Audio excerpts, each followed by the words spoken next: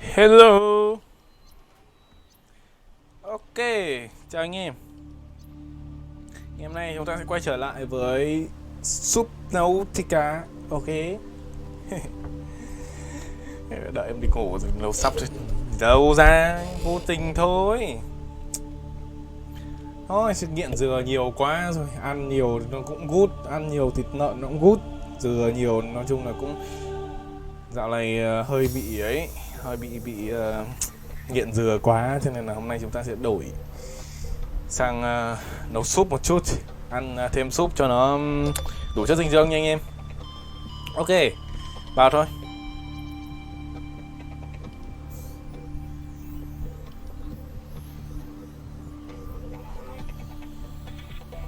Lần trước hình như là tôi xây được cái bay cơ bản rồi thì phải. Tôi sẽ cố gắng là làm thêm những cái room khác. Nay không giờ ngủ vậy.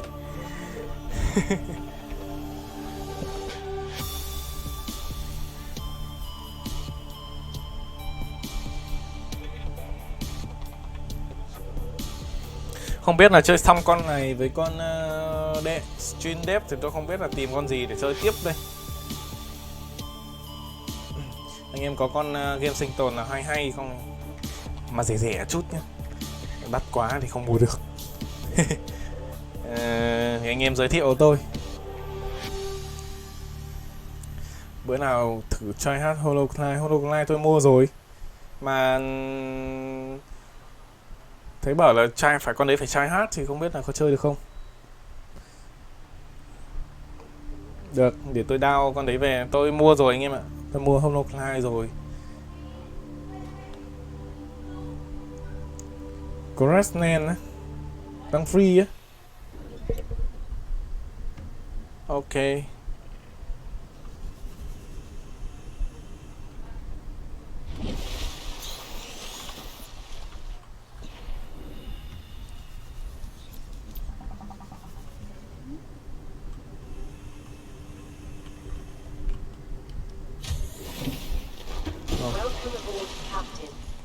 Đâu rồi, lần trước là tôi đây rồi, tôi có tủ tiếp các thứ rồi. Đây, tủ tiếp của tôi đây. Hồng ngọc. Lấy nước rồi đã. Tôi cần ít đồ ăn nữa.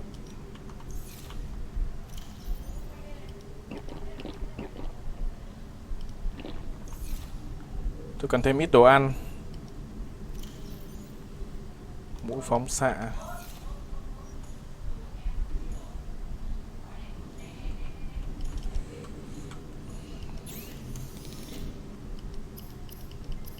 Đây, máy chế tạo tôi đã chuyển sang bên này rồi.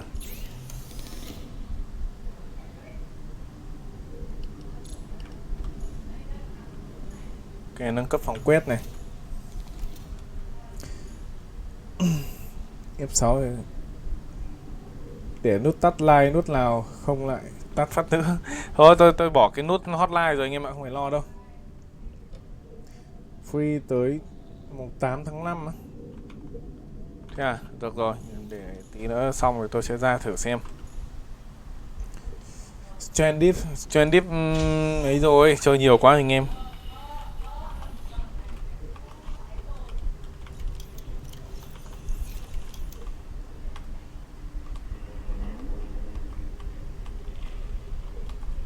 Đây rồi.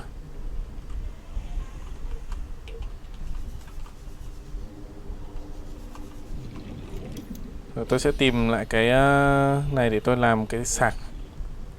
Xem mà sạc sủng như nào.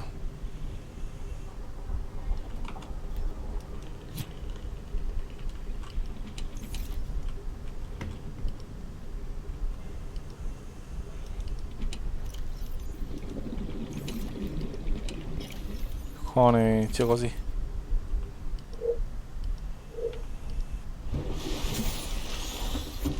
Xem là còn đồ điếc gì trong này rồi tôi có đem hết sang.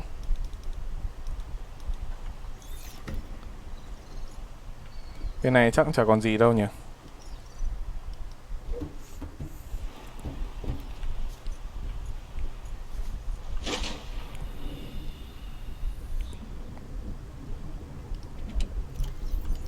Còn đồ gì thì ném hết vào trong nhà. Tôi không để ngoài nữa. Có tách được cái hòm này ra không anh em? Ok, hình như là tôi lấy hết rồi đấy. Tôi lấy hết, tôi đem vào trong nhà rồi.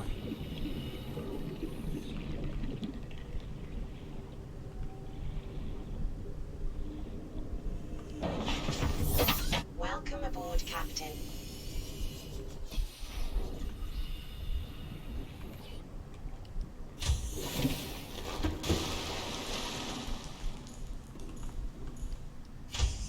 Cái này nó lag kiểu gì ấy nhỉ? What the fuck?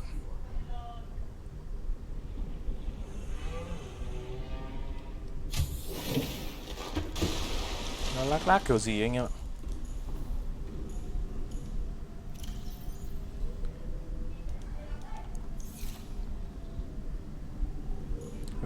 Tôi phải tìm thêm titanium. Chứ nhà tôi hết titanium rồi anh em ạ.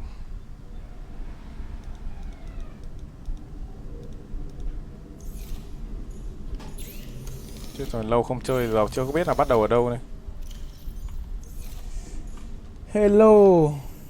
Chưa xây hết 100%. Thì chắc là thế.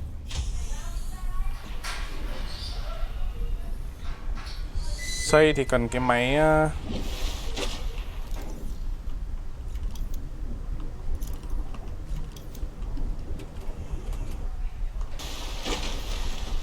dụng cụ xây dựng đây, cần cái dụng cụ xây dựng này. Nếu mà làm cái tôi sẽ làm cái sạc, máy sạc.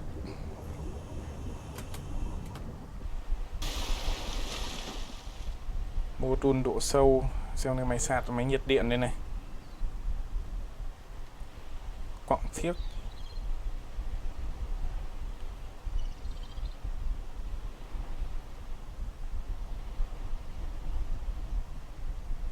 Máy sạc pin chưa có anh em ạ. Chưa có rồi. Thì tôi sẽ đi tiếp.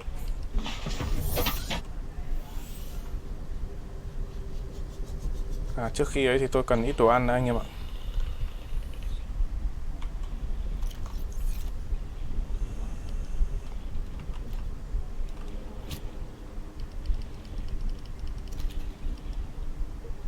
Làm ít đồ ăn đã.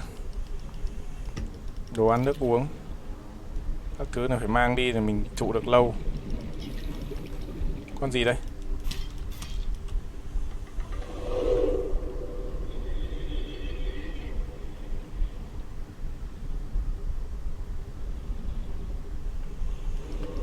New creature discovered. Cá kali.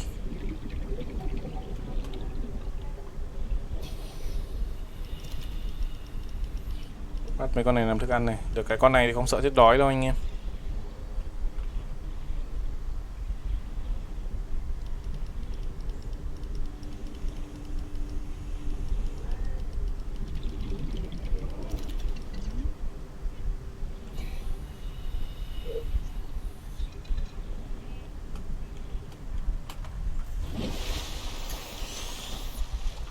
Những con game sinh tồn nên chơi là Forager, No Man's Sky, Terraria, Achoni. Achoni hả? Ok.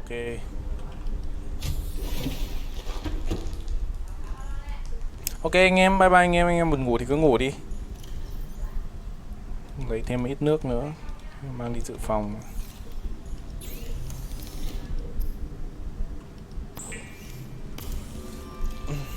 It is common for those accustomed to synthetic foods to be repulsed by eating an animal carcass. Remember that humans survive this way. Ngoài người đã sinh tồn, hàng thiên niên kỷ của bạn cũng vậy.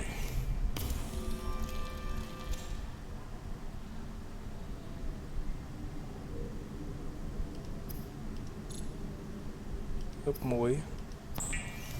Bot sai lầm vờ lờ. Bot nó ngớ ngẩn đi. Bot nắm lúc nó cũng điên anh em ạ. Được rồi, có ít đồ ăn rồi.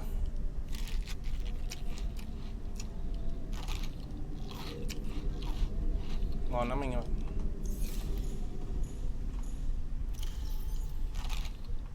Đấy, nó vượt quá được luôn này.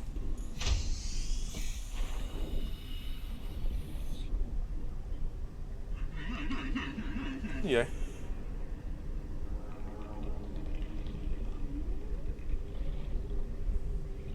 Tôi sẽ lấy cái này đi.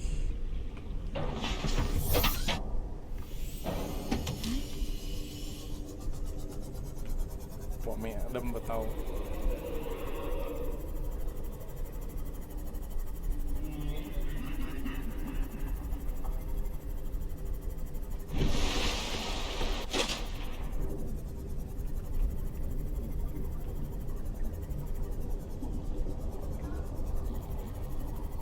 Chỗ này là mình quét hết rồi đúng không?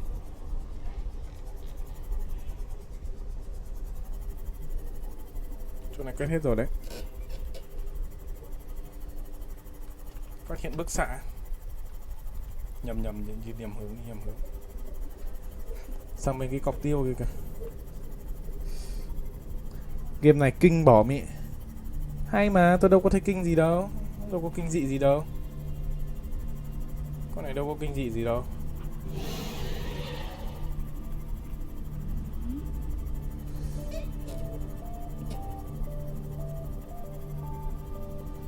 Đối với tôi robot hay mà.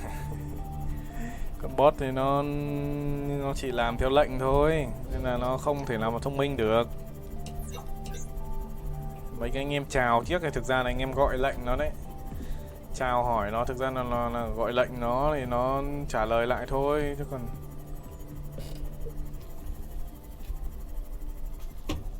Gì vậy?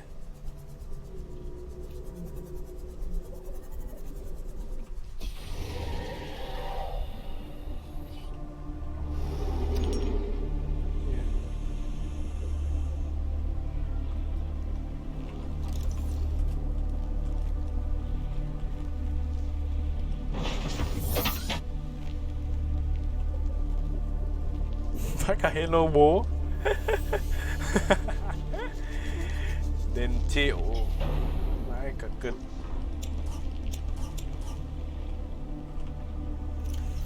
Vãi cả hello bố.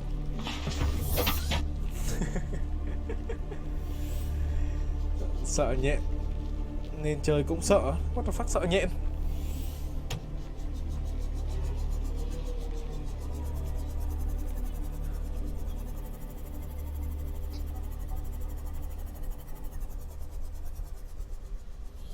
Ra cái cọc tiêu kia đi.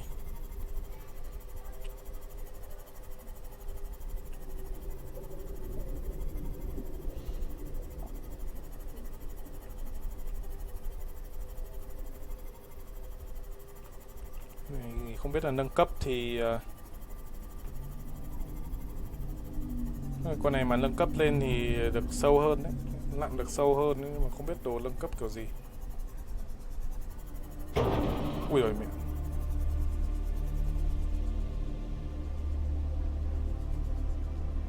Ui, con cá gì bên kia kìa, mẹ vãi cứt thật.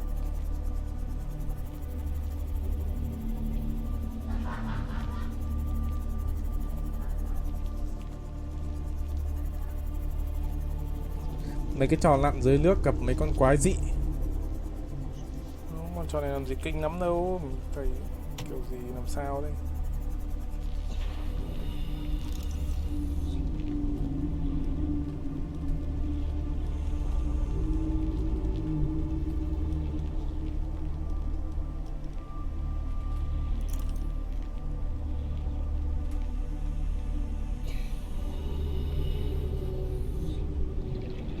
Lượng đã phục hồi cái gì đây?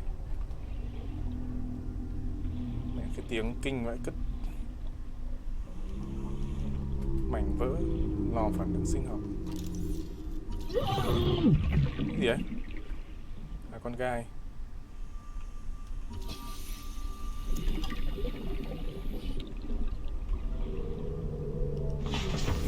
Cái đá nó bắn. Ở đuôi tàu mẹ có đảo nhiều đồ xịn lắm á, nhưng mà không ra đấy được. Cái gì có kịch kịch cái.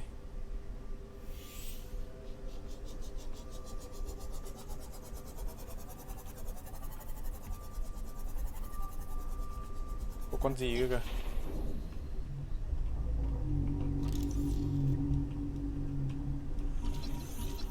Mình có C1. Ui,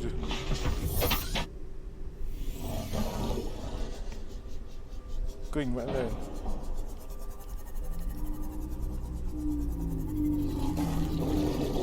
Ui, mẹ nhìn bố đời vãi đái, kinh đấy. Bắn nó đi, đúng rồi, bắn nó đi. Nice. Chỗ này mình đến rồi, sao này này.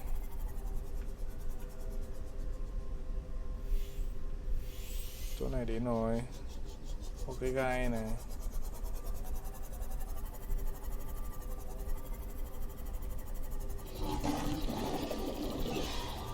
Gì vậy? Con điên này nó cứ đuổi theo mình.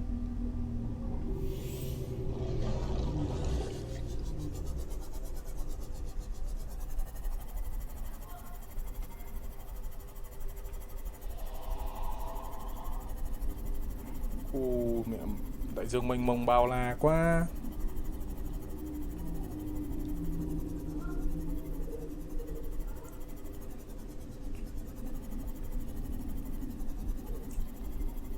Công định lừa người mới chơi. Lừa làm sao được, tôi cũng chả ra được, ra đấy phát là nó báo ấy luôn mà. Ôi, chết mẹ rồi, nó cắn tàu. Ra đây nguy hiểm vậy đấy. Warning, maximum depth reached. Hull damage imminent. Không được rồi, đến ngưỡng giới hạn rồi. Ra ngoài kia thì không đi ra được nữa.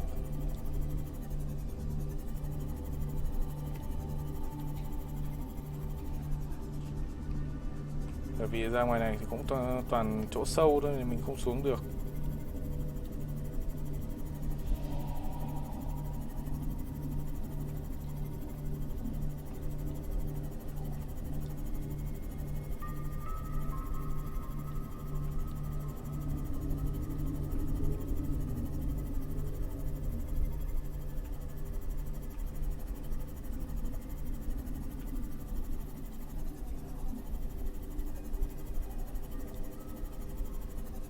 Chỗ này không biết là có mấy cái đồ mình ấy chưa đây.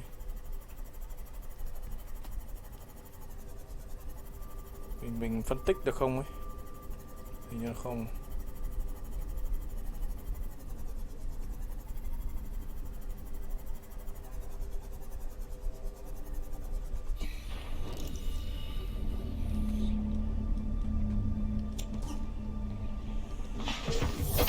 Welcome aboard, Captain.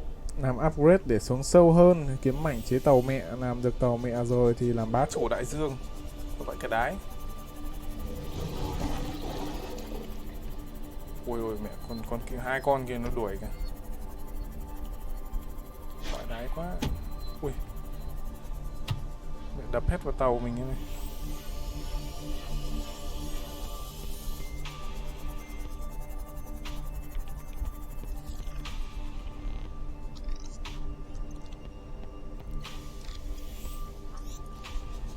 Dưới này có cái gì không ta? Toàn mảnh kim loại hay đúng không? Không có gì anh em ạ. Tôi cần cái chỗ mảnh sạc pin anh em. Tôi làm cái máy sạc pin.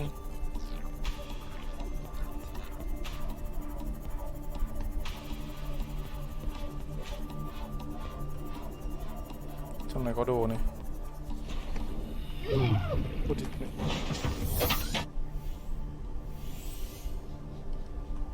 Sao đánh được cây gai kia nhỉ? Nó canh cổng ở đấy rồi.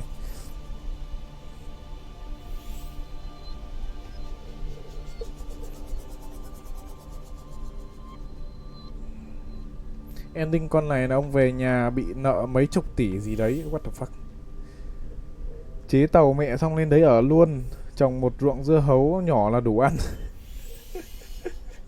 Ăn Dương Vương rồi mẹ.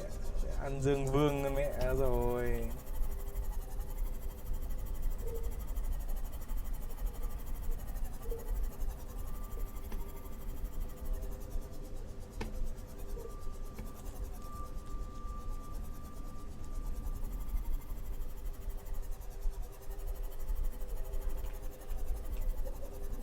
Cái này là mảnh kim loại tinh chế đúng không?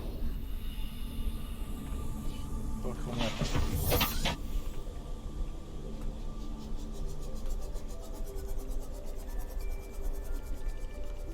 Đây toàn kim loại tinh chế thôi.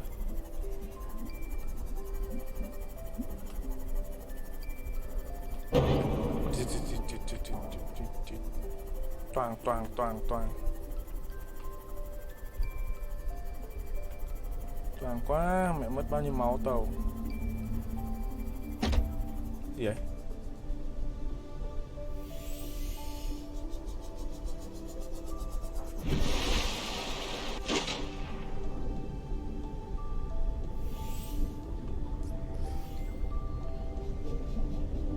À mai ăn tiêm, nhầm.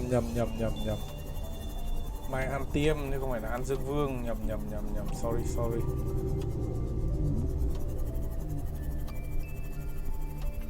Cũng có cái chữ an nên toàn nhầm thôi.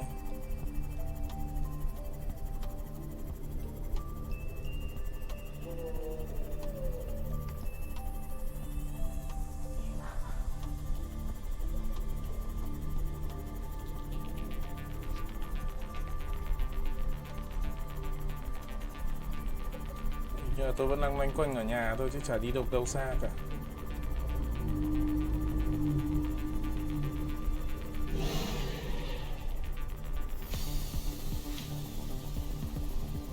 Nhạc nhẽo kinh vậy đấy.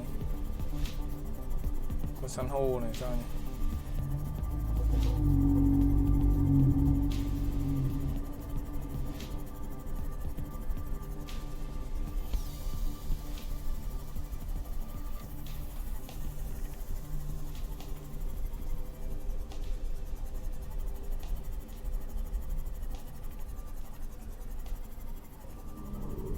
Vừa đi rồi thì phải.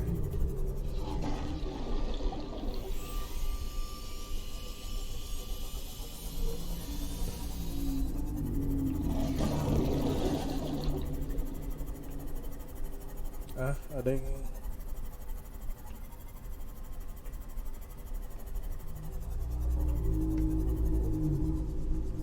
kiếm cái bẫy của bọn người ngoài hành tinh đi ông ơi, gọi tên lửa về. Thì tôi cũng đang tìm đây. Nói chung là tìm được bất cứ cái gì thì tôi cũng thấy hết. Ở đây thì có vẻ nhà sâu quá nên mình không lặn được nữa rồi. Lên nào.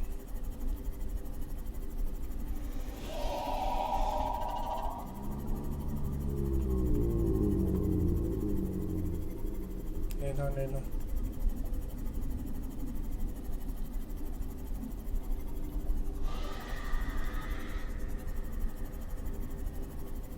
Ui đấy sâu lắm, không xuống được. Ui trời ơi, con đĩ nào nó đâm vào mình ấy. Ui nó cạp. Mẹ cứt. Bọn bên này hung dữ lắm anh em ạ. Đi lên nào. Đéo chơi đâu.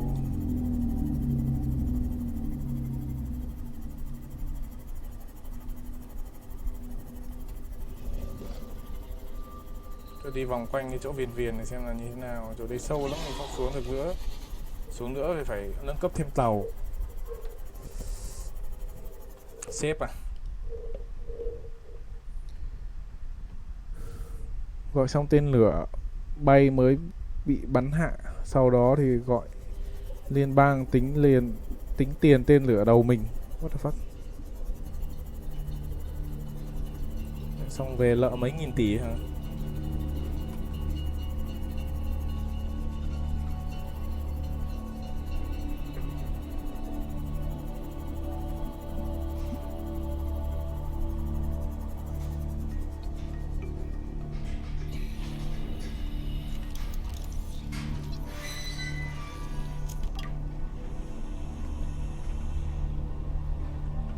Mình vào rồi.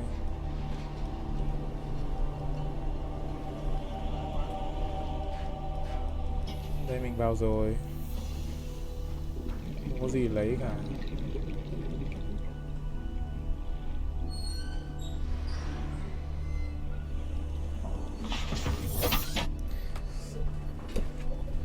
Lên xài auto click, thứ nhất là để giữ nút W lại cho nhàn, thứ hai là sau này có con robot đào mỏ thì ấn giữ chuột nó tự khoan rất nhàn luôn. Auto thì dùng loại 2.2 là có cả auto click cơ á.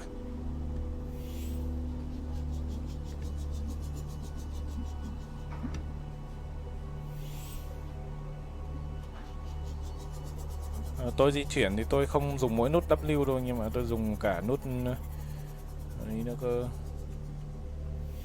Tôi dùng cả các nút kia nữa.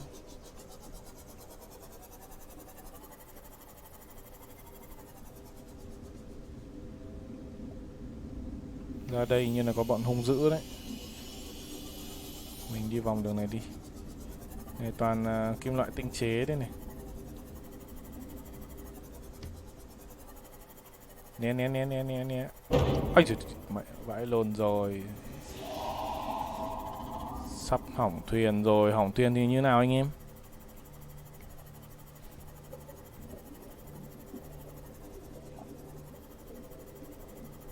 Thôi về chế cái mới.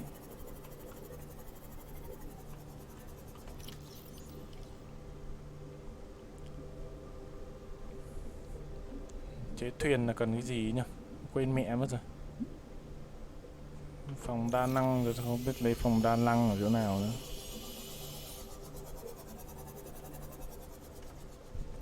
Nó là phần mềm thứ 3. Đi khám phá đây có một nốt hàng chục phút luôn. Mau hỏng phím. Phím cơ thì lo gì hỏng anh em.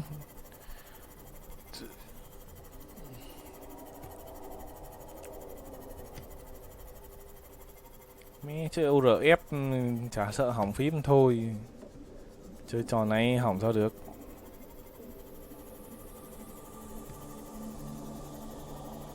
Sắp banh tàu rồi, còn 29 máu thôi.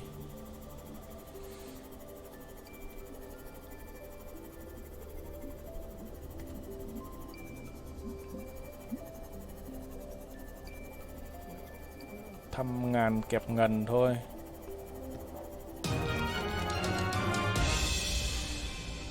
Nghe radio chơi cốt truyện chứ có đủ item á. À, ok. Để chơi theo cốt truyện. Thank you ông nha. Đủ item bác ơi. Đi về nghe radio tiếp. Cái cục này là cục gì đây này?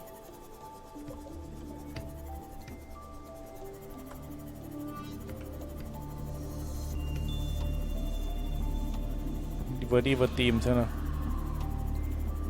Về đi nghe radio tiếp.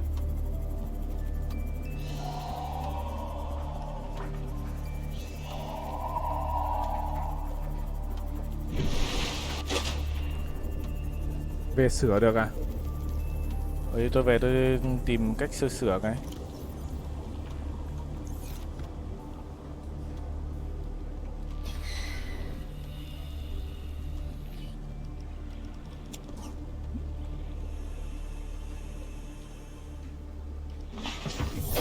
Welcome aboard, Captain. Vào bản vẽ chế tạo dụng cụ sửa chữa. Nguyên liệu cần lưu huỳnh. À, thế thì tôi có đồ sửa chữa rồi, anh em ạ. Có đồ sửa chữa rồi. À, cái gì đây? À, thùng rác á, what the fuck? Vãi đái vậy. New blueprint acquired. Với cả thùng rác. Mảnh vỡ bẫy trọng lực. Ngon. New blueprint acquired. Mở được cái bẫy trọng lực rồi.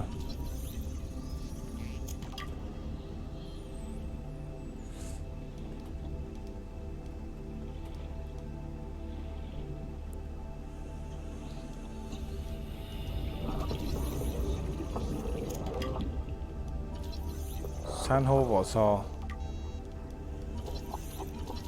Sea lion.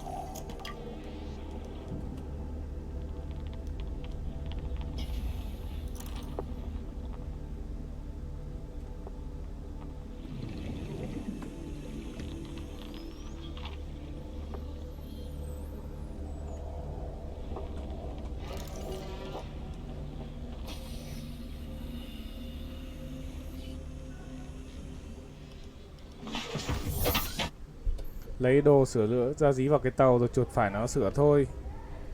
Ok ok. Được rồi, thế thì dễ quá. Tôi tưởng là phải chế cái gì to tác này nó mới cho sửa, nhưng nếu thế thì dễ quá.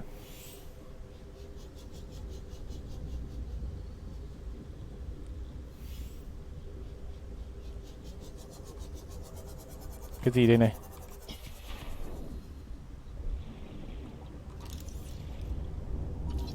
Xi lai. Lại xi lai. Túi đầy rồi.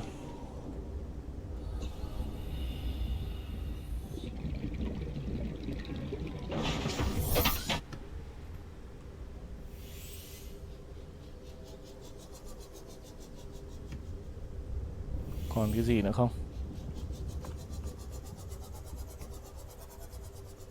Đây có đồ này. Xưởng đóng tàu. Xưởng đóng tàu thì mình có rồi.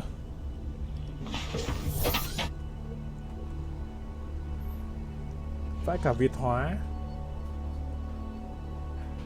Ông lấy súng sửa kén đầu ý rồi sửa rồi. Ok ok, nhớ rồi. Nếu mà thế thì dễ quá anh em ạ. Thế thì đơn giản thôi. Cái đấy tôi có rồi.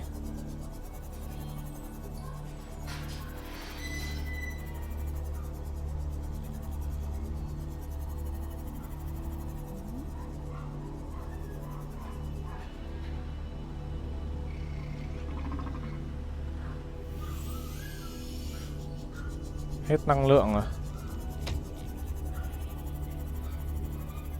À chỗ này là núi lửa anh em ạ. Không có cái cọc tiêu để ném ra đây nhỉ? Seek fluid intake. Không có cái cọc tiêu ra ở đây để Signs stabilizing. Ở đây có cái núi lửa hay sao đây này anh em ạ? Có hơi nước đây này. Đấy. Nhìn như kiểu cái núi lửa anh em ạ. Không có cái gì để đánh dấu vào. Tôi lại không mang cái cọc tiêu theo.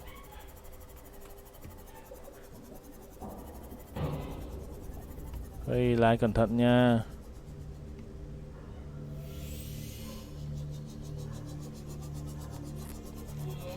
Xem tìm bản vẽ thôi. Đi từ từ tìm cái bản vẽ. Về nhà rồi. Thế thì ngay gần. Ngay gần kia.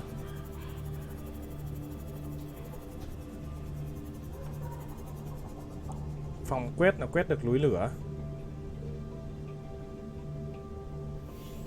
Tập trước sửa rồi á? Thế à? Lâu không chơi quên mẹ rồi. À đi bên kia rồi. Bên này.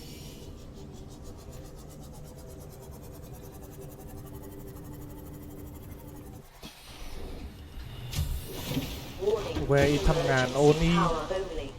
Oxygen production offline. Mất điện mẹ rồi. Ngày nó mất điện. À đêm nó mất điện.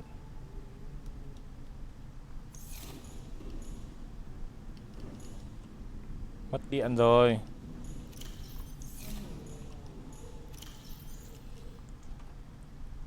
Cái máy sửa chữa đâu ta?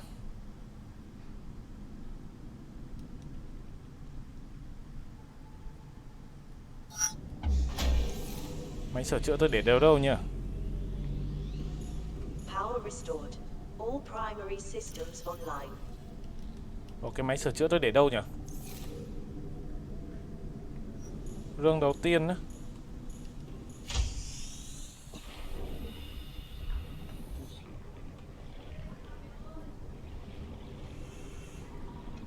Rương đầu tiên tôi lấy hết đồ ra rồi mà.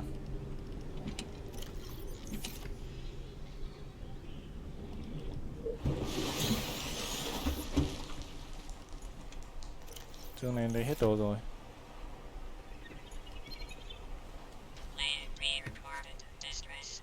This is LifePod 6. I have a passenger on board. Coordinates Kén cứu trợ attached. 6. We've landed a kilometer from the crash site, but there's radiation in between us and the rendezvous. Cái một cách từ khu vực va chạm nhưng hiện nó có chất phóng xạ giữa tôi và điểm hẹn. Yêu Signal cầu hỗ trợ coordinates ngay corrupted. lập tức. Approximate transmission origin recorded Hệ to thống databank. tín hiệu đã bị hỏng, khoảng cách cần đúng của nguồn tín hiệu được ghi lại trong kho dữ liệu.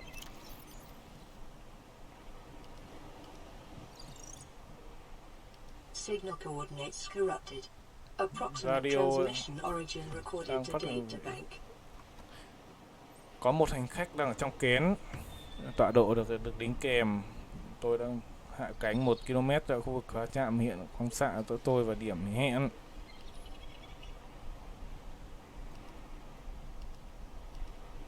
Đây, kén cứu trợ 6 đây. Một tín hiệu cứu hộ đã nhận được từ kén cứu trợ 6 nhưng tọa độ kèm đã bị hư hại. Dữ liệu hình ảnh cuối cùng đã được tải xuống và phân tích. Ở đây à? Không biết đéo đâu mà đi. Phi hành đoàn yêu cầu xin giúp khu vực phóng xạ con tàu bị chìm xuống gần khoảng 100 m, nằm trong một khu vực dày đặc cỏ đỏ, gần một vòm đá và tảng đá tự nhiên. Tín hiệu gốc bắt nguồn từ khoảng cách 400 m từ phía tây tây bắc. Vị trí cuối cùng được biết đến của kén cứu trợ 4. Tây và tây bắc. 400 m về phía tây và tây bắc. Nếu có la bàn thì biết đường nào mà lần. Có cái la bàn đâu nhỉ?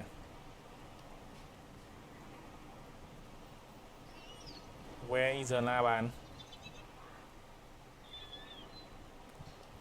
Công cụ tìm đường. Dạng đĩa thường được sử dụng điều hướng. Ở đây này, đây. Dây đồng titanium, chùm hạt giống. Đây. La bàn đây. Tối đa 20 đĩa mỗi đường đi.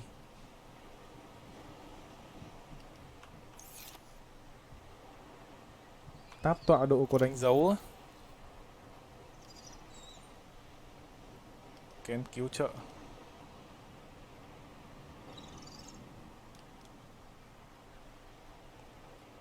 Kén cứu trợ 17.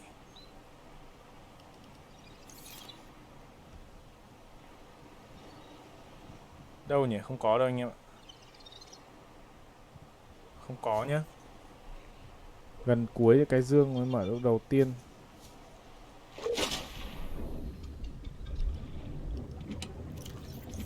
Đứa đâu nhỉ?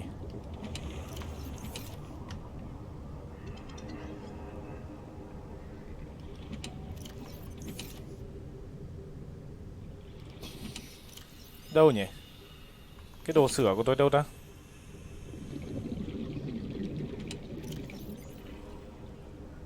Anh em nào nhớ cái đồ sửa của tôi để đâu không?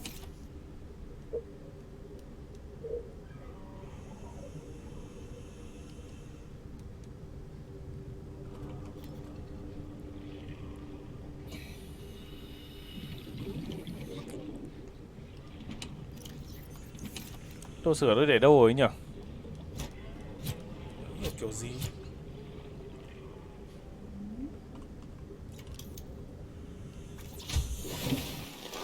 Welcome aboard, Captain. Ok, chui vào.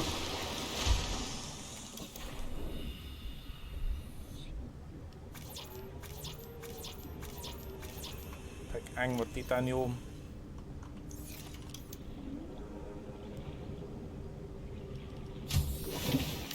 Trong bay á.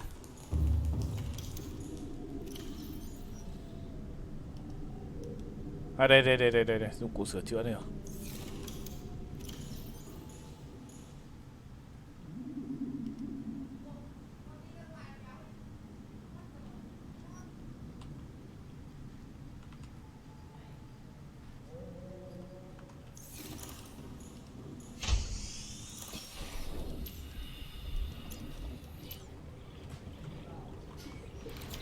Tôi sửa lại cái tàu.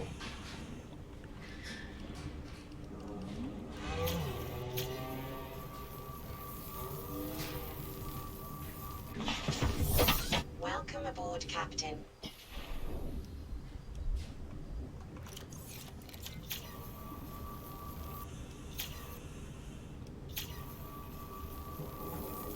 Ok.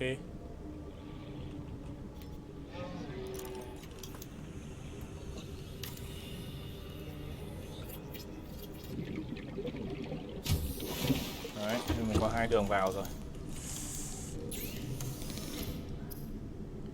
Tủ khóa chống nước, bẫy trọng lực, pin, bình cứu hỏa, ống dẫn, máy bơm khí nổi.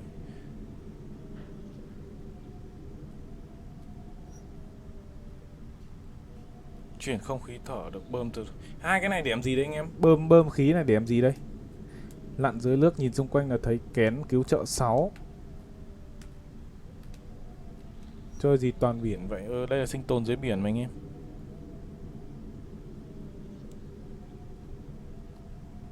Mặt lạ dưỡng khí, bộ dây điện này.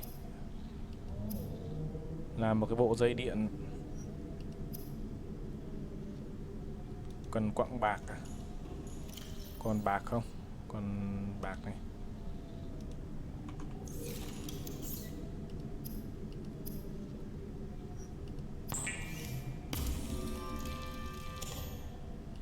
Bơm khí là dùng cùng cái mũ à?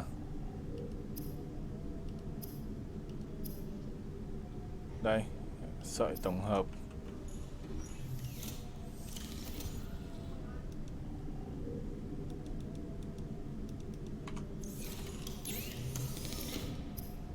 Tách cái titanium này ra đã.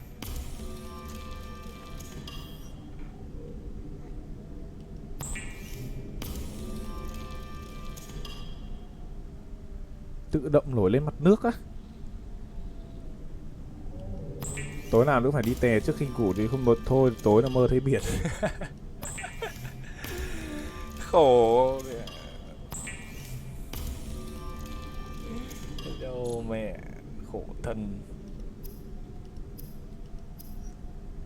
Đây, mặt lạ dưỡng khí đây rồi.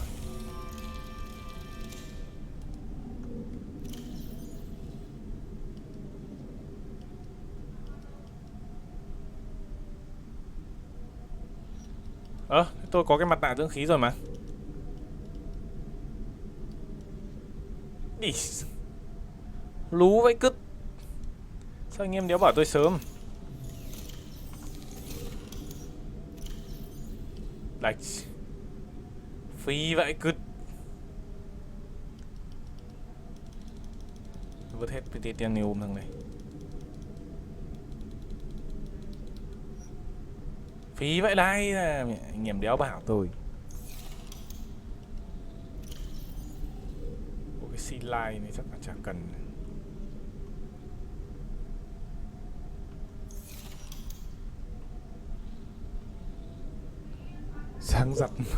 Sáng giặt men. À đúng rồi, cái tủ khóa này. Lần trước tôi chế cái tủ khóa này kiểu gì ấy nhỉ?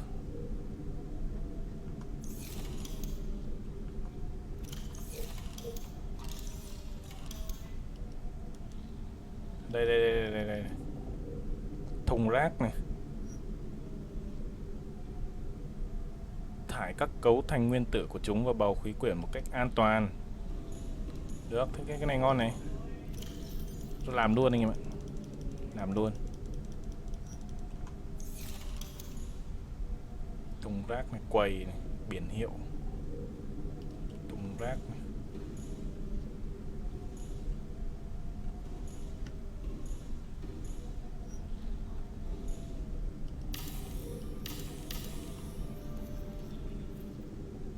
Ok. Còn xây được cái gì nữa không? Tủ khóa treo tường. Chế tạo bộ y tế. Radio chắc là mình chuyển luôn ở đây đi. Quặng đồng đâu. Radio này. Gắn luôn đây.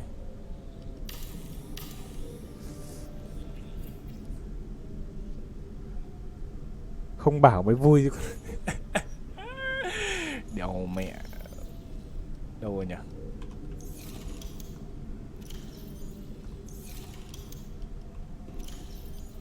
Bố láo với chúng tôi.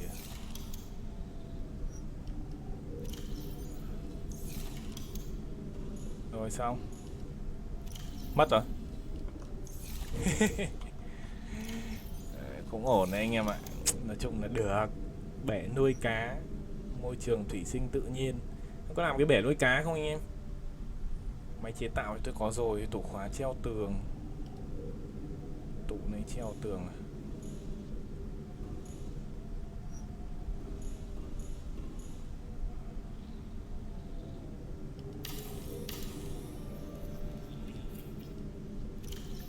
Ở đây cái này cũng dùng tủ khóa được đây này. Ngon đấy chứ. Nó treo tường. Cái làm vài cái này mình đựng đồ vậy.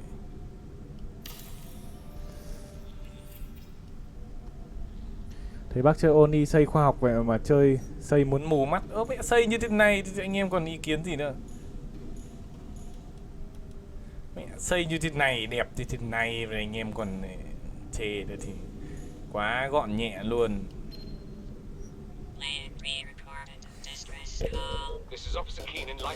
Ném mặt nạ, tôi ném rồi đây. Chưa thấy nó ra cái gì. Chưa thấy nó trả về cái gì. Một đi không trở lại rồi. Nó bắn lên nóc nhà thì cười ỉa. Rendezvous coordinates corrupted. Transmission origin coordinates downloaded. Signal location uploaded to PDA. Máy bơm khí nổi này. Tôi cũng chưa biết là cái gì nhưng mà tôi cứ chế thử.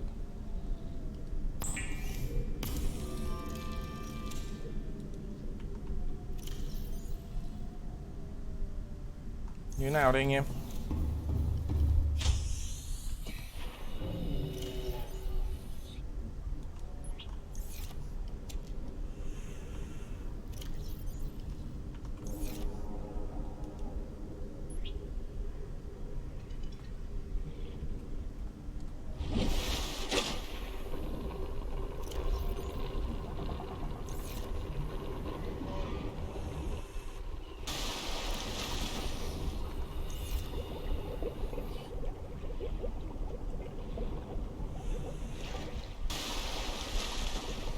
Như nào đây?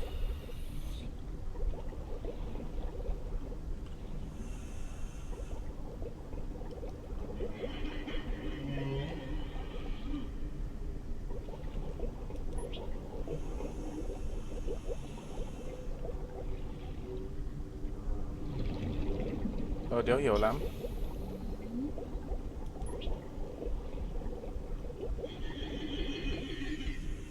Cười điều gì. Cái này là cố định à?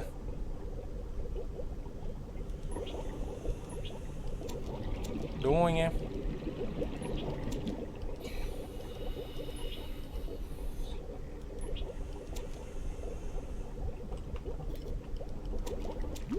Cái này chắc là cố định rồi. Cái này mình set up để mình lặn xuống vực sâu ấy anh em.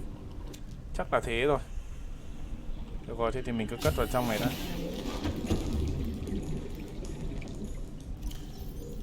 Thế thì cất vào trong này đó, cái này mình chưa cần.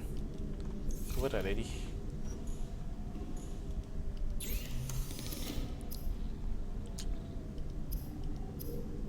Thỏi thôi. Tôi còn một ít đấy này thì Tita Nhôm.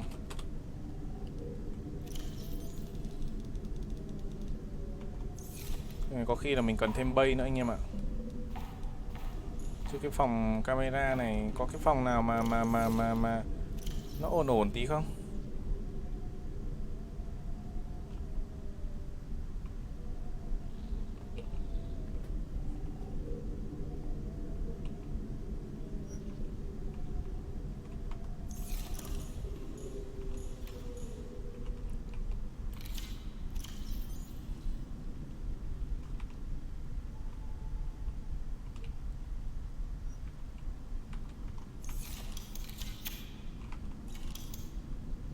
Phòng đa năng đó. Tôi chưa có phòng đa năng thì tôi chưa có. Lò phản ứng sinh học, phân hủy các chất hữu cơ thành năng lượng điện. Thế á?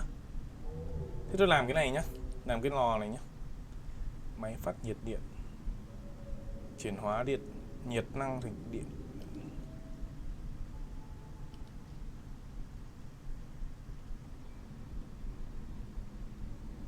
bơm oxygen từ cái gì đấy, habitat and uptake of pirate network.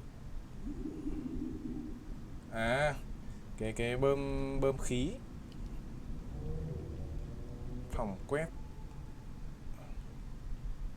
nguồn pool. Cái phòng này mình chưa có cái thủy tinh không nhỉ? Mình nhìn ra ngoài cái đi đây. À chết mẹ, hết nước rồi anh em ạ. Hết nước rồi.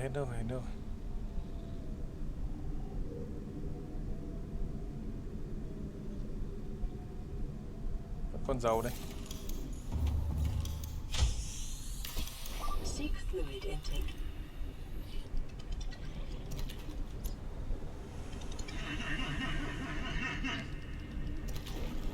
Kêu với chó gì.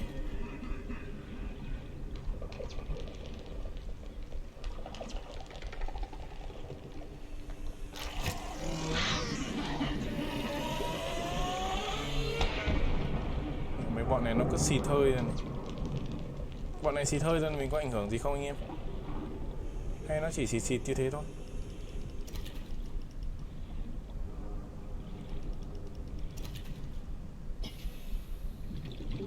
Bắt mấy con này nằm nước đấy anh em. Game này thì nhiều đồ ăn vãi đái.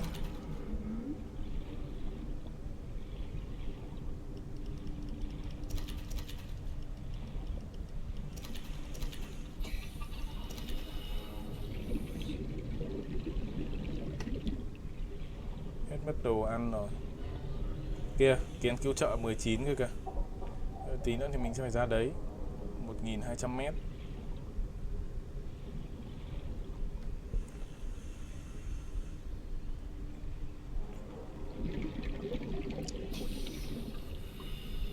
Nay nấu cá, lâu lắm rồi chưa nấu cá.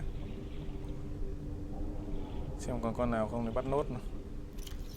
Ở đây cũng được khá nước rồi đây này. À, nhưng mà mất mẹ điện hơn đâu. Hết điện rồi. Tranh thủ đi bắt tiếp.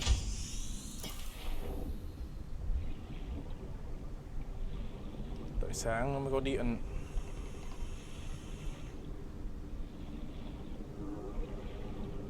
Có cái nhiệt điện cơ thì mới ok được. Thì kiếm đâu ra cái đuôi lửa mà làm nhiệt điện được.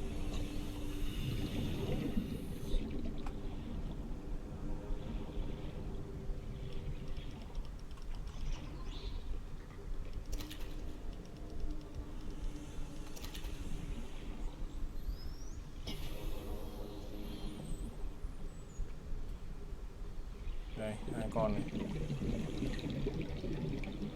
Đứng lại em. Đứng lại. Cái này sắp hết điện rồi mà mình chưa kiếm được cái sạc pin anh em.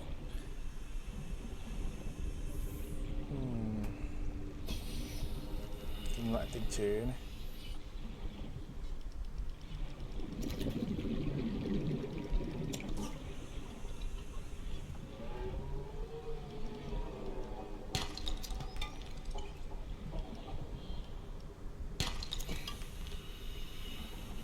Seek fluid intake immediately. Oxygen.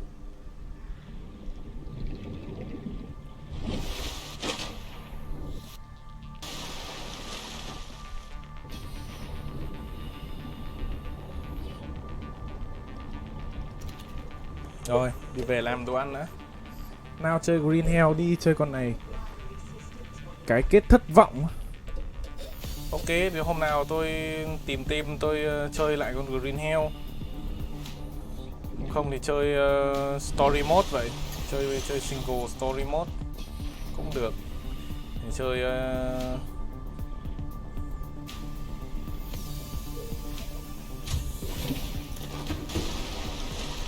làm cục pin mới á, được luôn hả?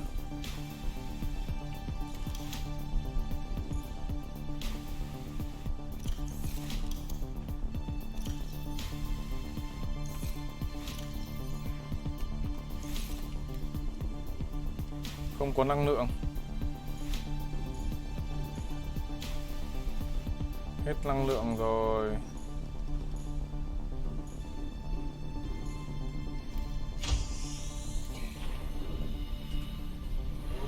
sang bên này đi. Sang cái kén cứu trợ này cũng được. Chế bên cái kén cứu trợ này cũng được. Có lỗ sạc pin kìa, đâu làm gì có.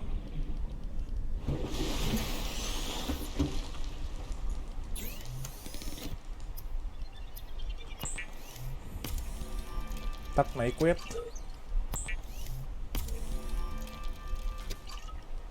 Bên này nhiều năng lượng lắm.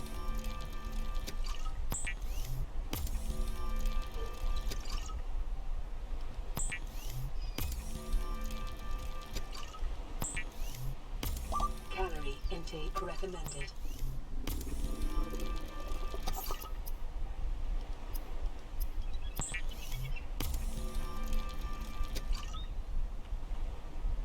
Tắt phòng máy quét để tiết kiệm năng lượng. Bác để nó quét 24/24 nó nhét hết lắm á. Thế á? Tắt được á? Được rồi, được rồi. Vital signs stabilizing. Được rồi, được rồi. Tôi tiện tôi làm luôn mấy cái này nữa.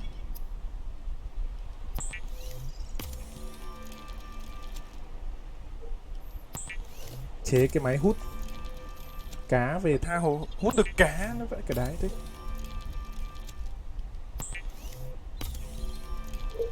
Con này thì không lo chết đói, thoải mái. Lo gì chết đói đâu.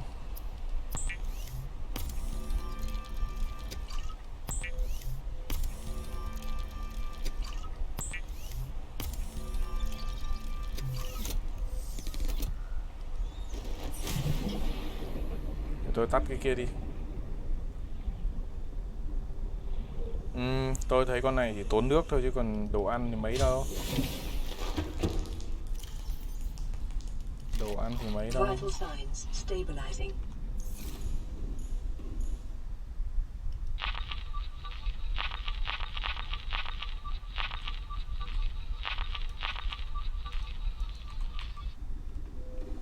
Làm nào tắt anh em.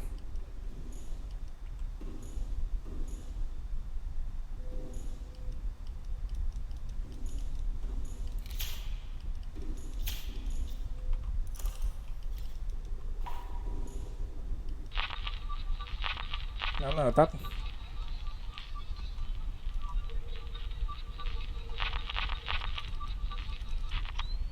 À đây.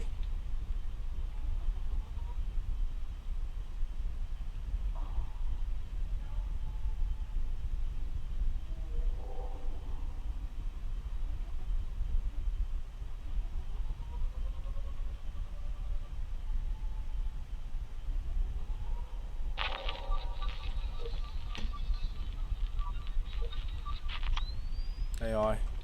Có hai cái camera đây.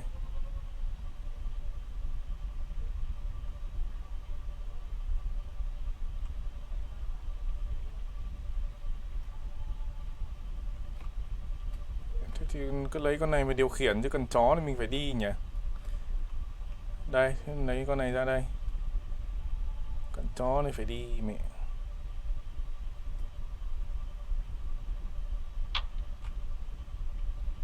Khéo này hết điện thì ăn cứt.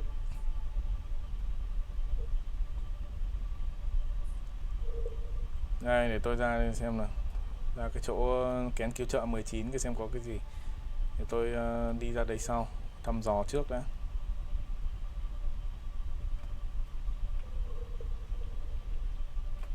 Ui, chào anh. Ý. Em là phóng viên đấy, phóng viên đài truyền hình ấy ạ. Ồ, có vẻ là đi càng xa là tín hiệu càng nhiễu anh em ạ. Mất tín hiệu, mất tín hiệu. Không đi được xa, không đi được xa. Mất tín hiệu đấy, mất tín hiệu đấy. Làm nào tắt được cái quét này đi anh em.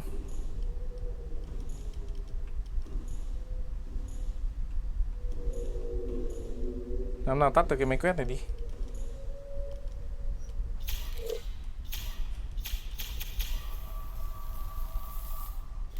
Làm sao để tắt được cái máy quét này đi.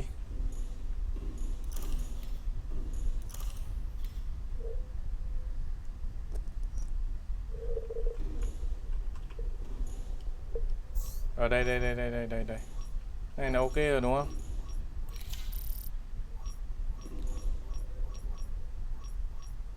Rồi, thế được. Rồi.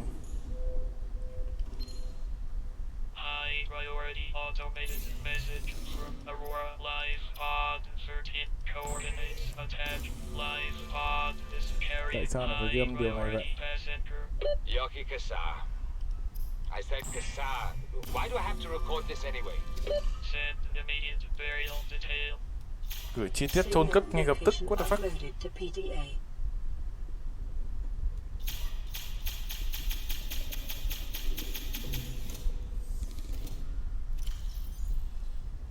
Được rồi, có nước rồi.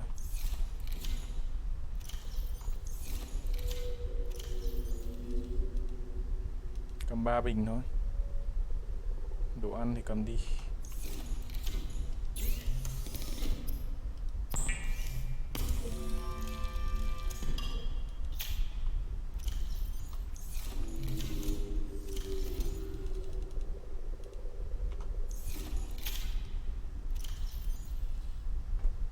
Rồi. Ổn rồi đấy. Mình đi tiếp đi.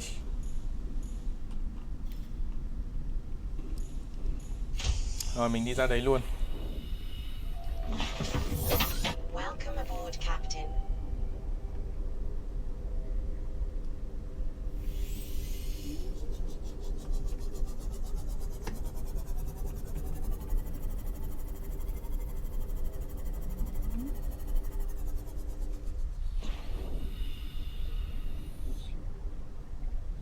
Đi cái nào trước nhỉ? Kén cứu trợ 13 đi.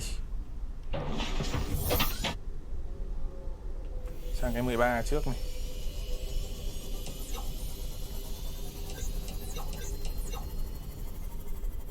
Sang cái 13 trước đi. 800 mét. Cái gì mảnh robot, sau làm con robot hình như là tôi có cái tay của nó rồi hay sao? Có cái tay rồi.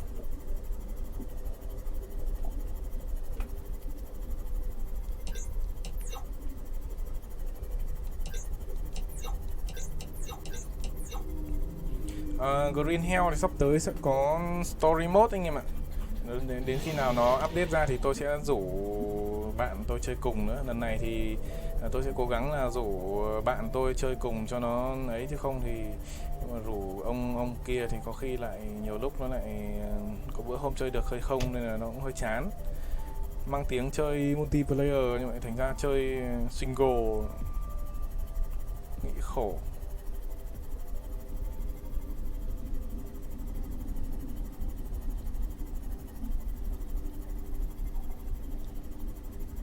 Theo mẹ rời đeo cái chỗ nhìn nữa.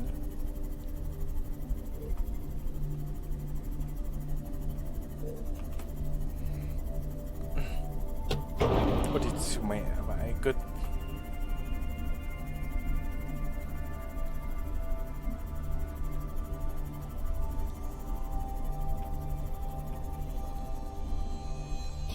Con gì đẹp thế kìa.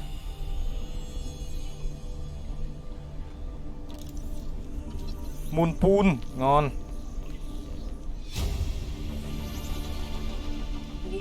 Mở hộp dữ liệu. Được cái gì đó thì tôi chả biết. Cá đuối sứa. Cá đuối này dễ có độc lắm nhá.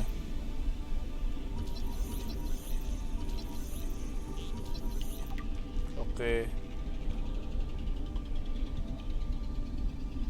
Vào trong coi.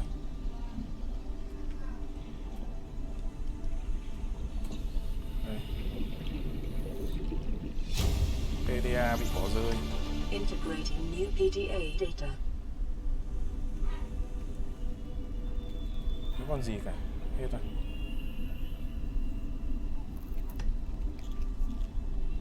Rồi, hết rồi đấy. Giờ mình sang bên kia.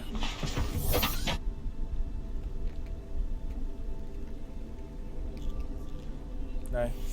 Sang cái kén cứu trợ 19. Tôi không biết là có cái kén cứu trợ 3 nữa cơ, nhưng mà nó không cho mình cái địa chỉ anh em ạ. Không cho mình cái vị trí. Nó không phát tín hiệu cho mình. Mình phải tự đi tìm. Không biết là ở đâu mà tìm, cứ đi thôi. Khốn nạn thật sự.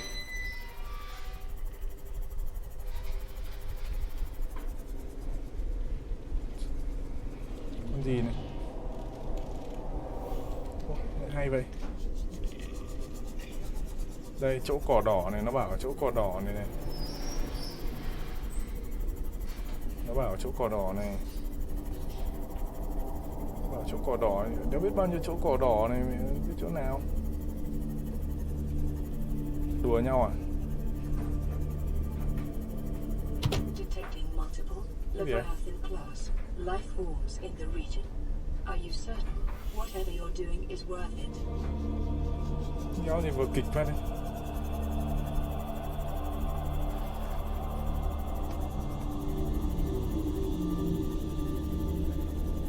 Cỏ đỏ nếu nhiều vải cứt, biết tìm ở đâu được.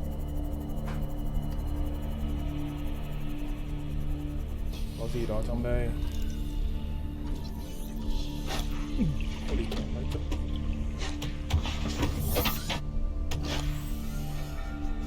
Mẹ con danh con. Nhớ mặt bố nha.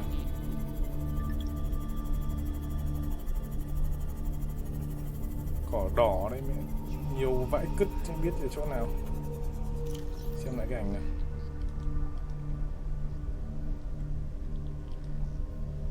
Đây.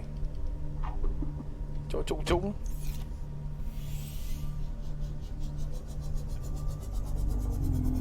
Thôi, cháu biết đường nào mà tìm.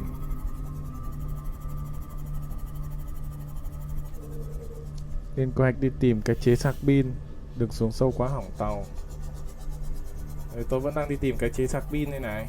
Nhưng mà chả biết nó ở đâu nên là mình cứ đi theo cái tín hiệu phát ra thôi. Ở đâu rồi nhỉ? Ở đây bên này. Mình cứ đi theo cái tín hiệu này thôi.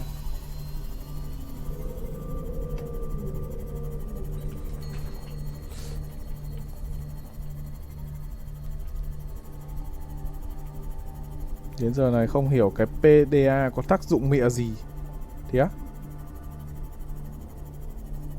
Có liên quan đến cốt truyện. Ôi tôi sợ không xuống được rồi. Sâu này sao mà xuống được.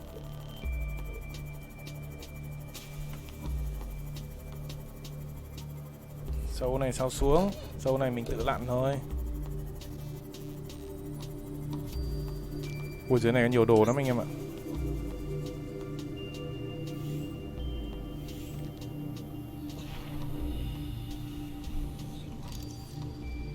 Đây này. Ngư lôi bộ giáp. Uầy. Được thực sự anh em ạ.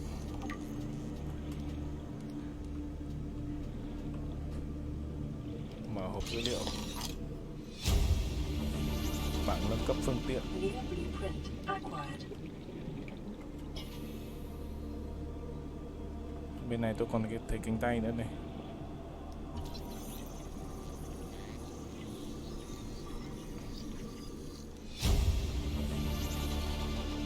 New blueprint acquired. Không phải là sâu 300m mà là xa 300m anh em ạ. Biodiversity in this region is unusually low. Cause unknown. Cái gì đây?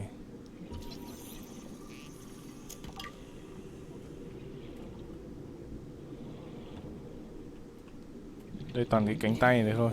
Từ từ tôi lái tàu dịch ra đây một tí. Ra đây soi soi sáng một tí.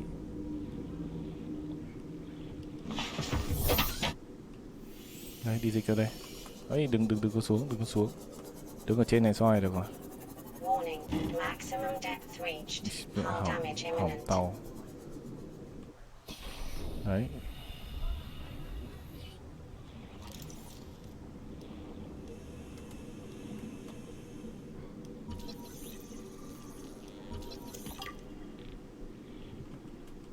Nhớ được gì?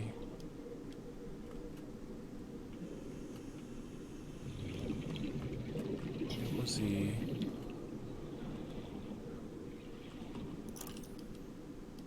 Hết mẹ điện à?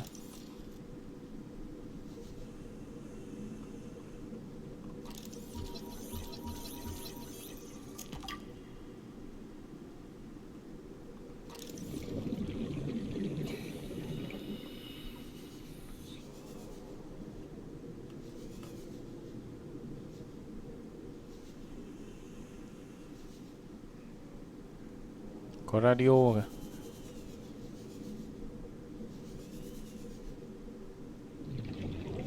Không có gì.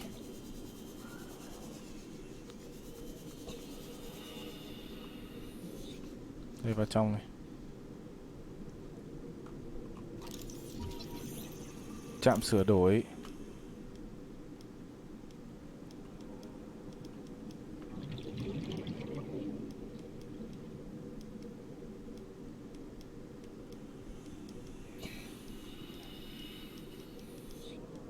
Hết điện rồi. À nhầm đây. Mẹ cứ cầm cái đèn pin thôi.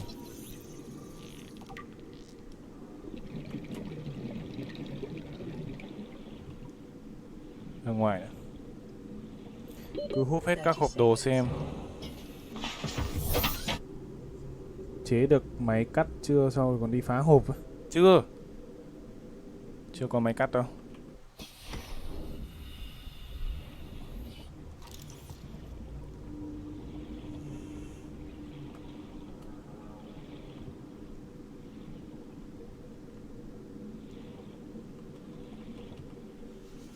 Đâu ở nhà, đừng vào đâu nha.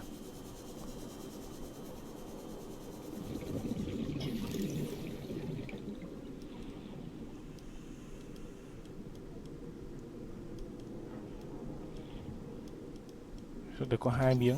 À đây. Bộ sạc ắc quy 1/2. Kiếm một cái nữa.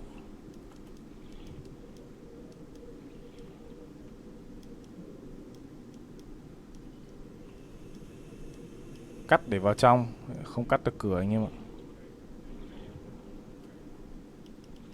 Cái này phải cắt.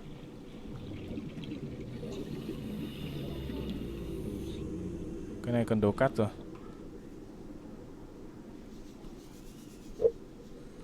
Chơi con này thì khi xuống sâu thì cảm giác ngộp thở vật và cả nó tụt oxy nhiều hơn đấy.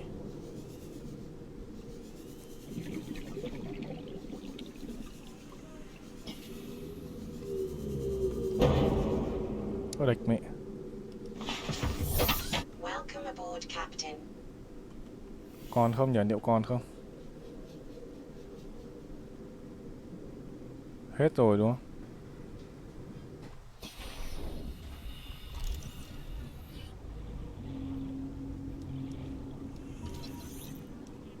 Cánh tay nó không có gì cả.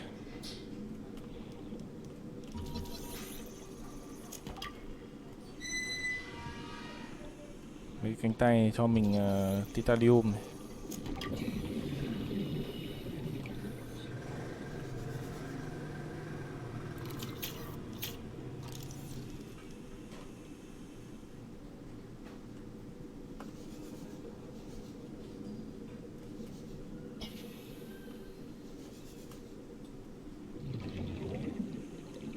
Chắc là hết rồi đấy, đi thôi.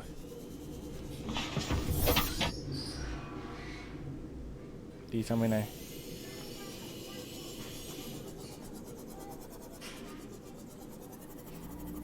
Sang bên này thôi, tôi sẽ phải tự lặn xuống.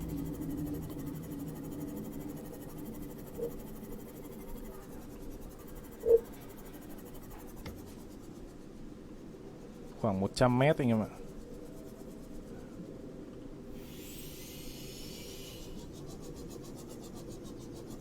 Rồi xuống tầm này tôi đỗ lại. Tự xuống thôi.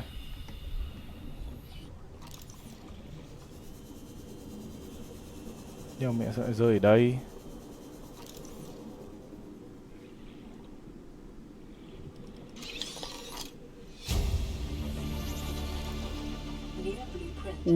Cái gì sáng vãi đái. Nó bắn. Cái gì đây? PDA. Integrating new PDA data. Signal location uploaded to PDA. Có mấy cái PDA thôi anh em ạ, chả có cái mẹ gì. Cùi bắp vãi cứt.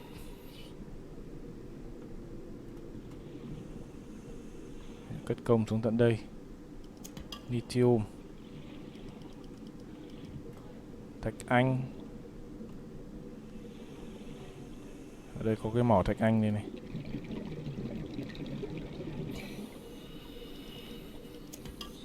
Lithium. Có con gác cổng ở đây rồi. 2 con nhỉ. Dryland kìa, ngay gần thôi. Để tôi phi lên trên đấy xem.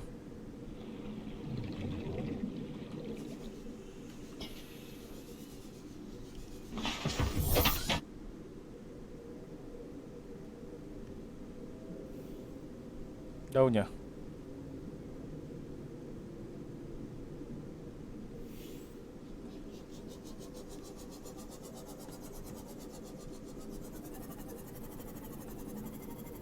Đây 300m.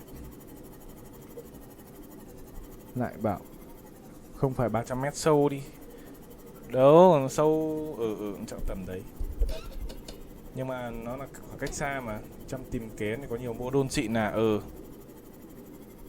nói chung là đi tìm sắt. Tàu vô vị và cờ. Ui, mẹ vãi đái vậy. Chỗ này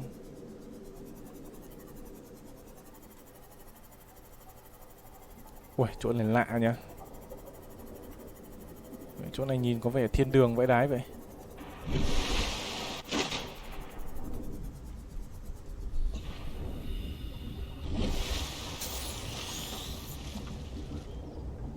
Rồi ở đây có gì?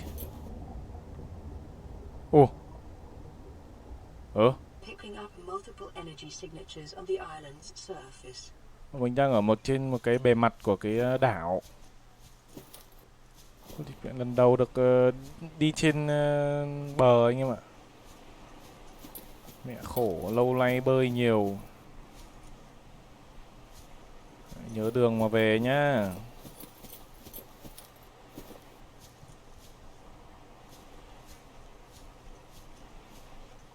Nấm mũ hồng.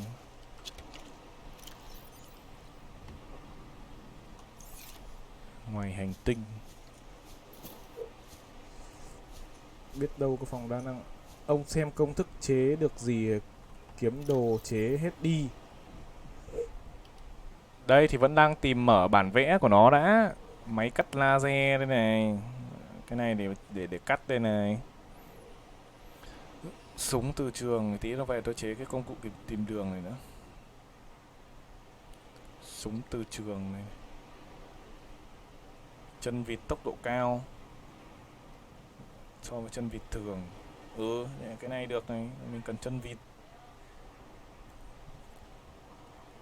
Gia cố thân tàu. Được, mấy cái nâng cấp này được này. Tí về tôi làm mấy cái nâng cấp. Ôi nhưng mà cần kim cương thì chịu. Mô đun độ sâu đây.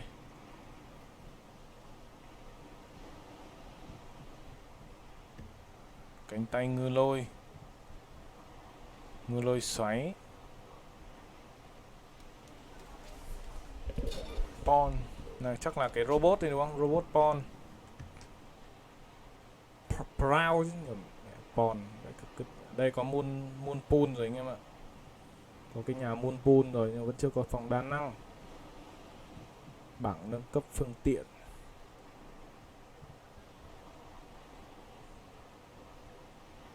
Máy sạc pin còn một cái nữa. Bộ sạc ắc quy, máy sạc pin còn một cái nữa anh em ạ, giờ chưa biết tìm ở đâu. Quan trọng là biết chế mấy cái hòm đồ đựng nhiều thứ. Hòm đồ tôi có rồi mà. Đây. Bộ sạc năng lượng mặt trời cho Simut kìa. Nhưng mà chưa ấy anh em ạ. Mẹ, có hòn đảo ở đây này.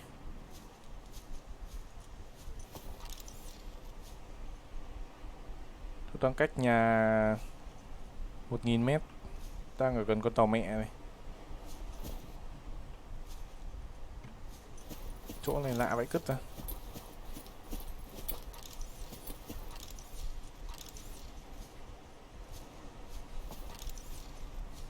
Lần đầu được đi trên đất.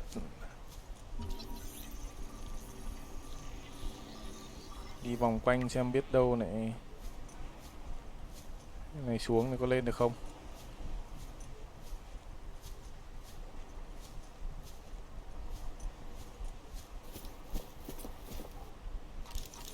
Đi theo cái đường mòn này biết đâu có bản vẽ gì sao?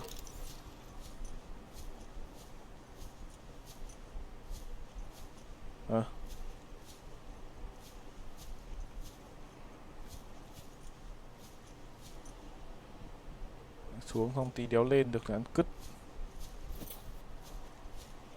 Ui giời, mẹ có cả bọn bố đời kìa. Bọn kia nó ở cả dưới biển cả trên này à. Nói chung là đéo có gì anh em ạ. Seek fluid intake. Khát nước à. Lại khát nước này. Vital signs stabilizing.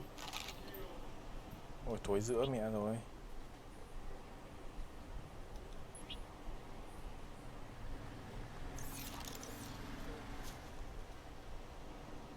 Nói chung là đéo có gì, đi về thôi. Phăn.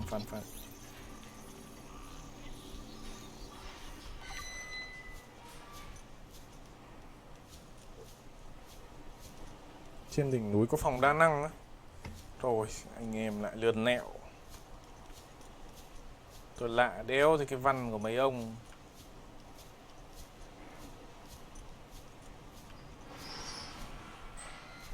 Tôi có phải là con rùa đéo đâu.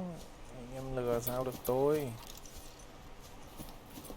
Bỏ mẹ lên đường nào nhỉ?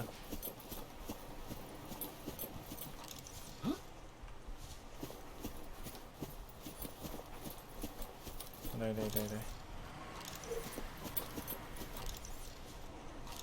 Với có cây ăn được.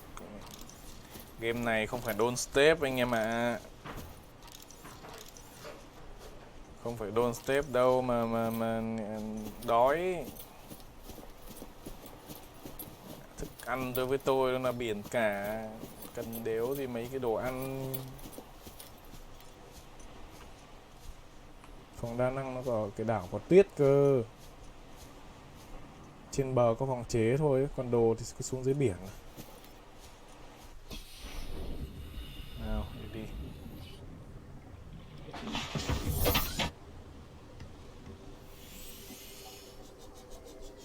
Rồi, trước tiên thì cứ đi về nhà trước đã. Bật cái radio lên rồi tính tiếp.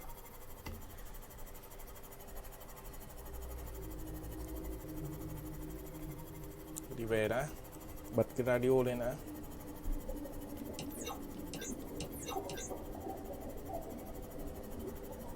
Còn 39 năng lượng. Sao sạc được cho cái sim bot này anh em.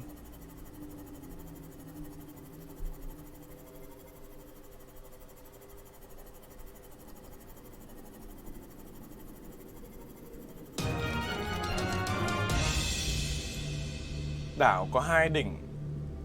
Đảo có 2 đỉnh có phòng đa năng cộng cây bình ăn được. Đảo có 2 đỉnh có phòng đa năng cộng cây bình ăn DC. Thật á?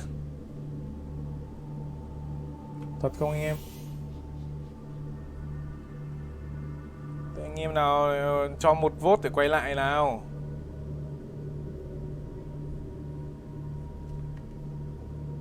Thế bây giờ là 1 là quay lại hay là về nhà nào. Có anh em bảo là ở đấy có phòng đa năng. Chế cái sạc pin thì đã có bản vẽ đâu. Tôi cũng muốn chế vãi lìn ra đây này. Cần cái bản vẽ nữa.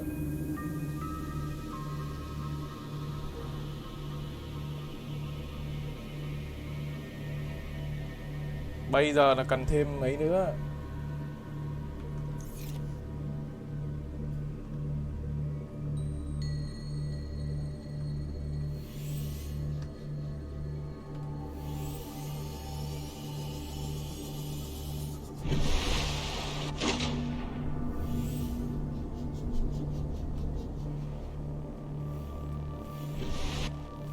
Được rồi, tôi biết ấy rồi, biết cái địa điểm này rồi. Chúng ta chỉ cần về cái đuôi tàu thôi. Về cái đuôi tàu mẹ này là mình đi được, đi về cái hướng đuôi tàu mẹ là được. Không cần đâu, bây giờ chúng ta cứ đi về trước đi.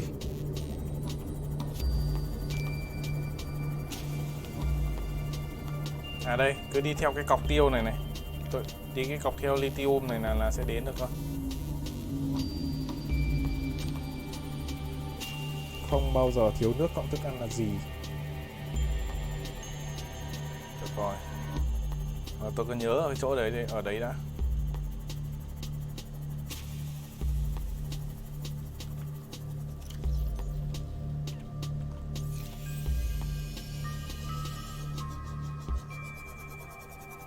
Rồi nhặt mấy cái này về.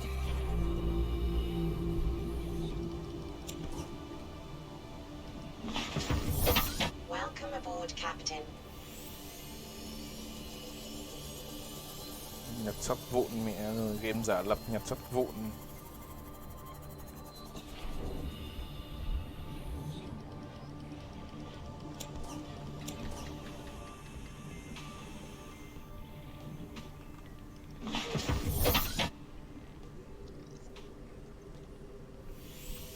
Rồi cứ đi về đã. Ở đây có cái gì đây này? Có rác ở đây này. Vậy trọng lực à?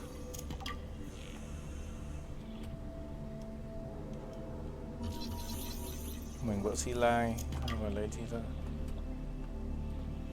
Lấy titan về vậy.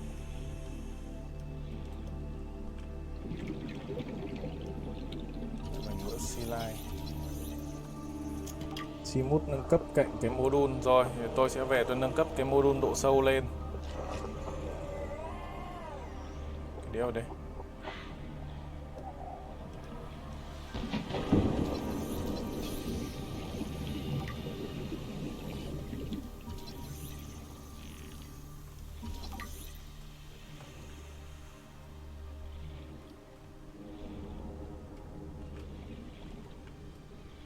Tôi về tôi nâng cấp cái độ sâu của cái Simut lên. Chỗ này chỉ có cái này thôi. Hết rồi. Ui mẹ con củ lìn nhỉ.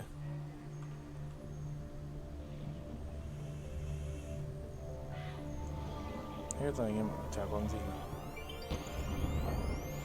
Kia đang đánh nhau kìa.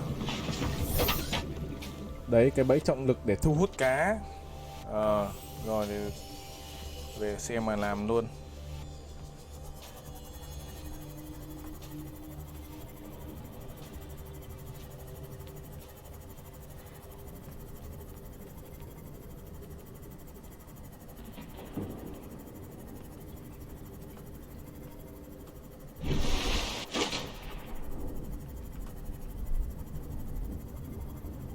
Nhà đây.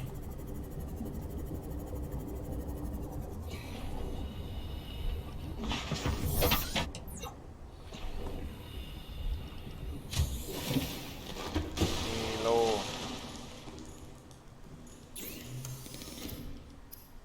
Từ từ. Nhà còn đồ ăn, nước uống này.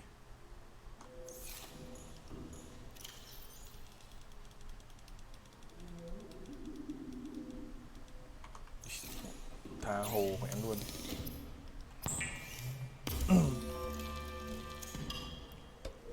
Ok, bye bye anh em Quốc.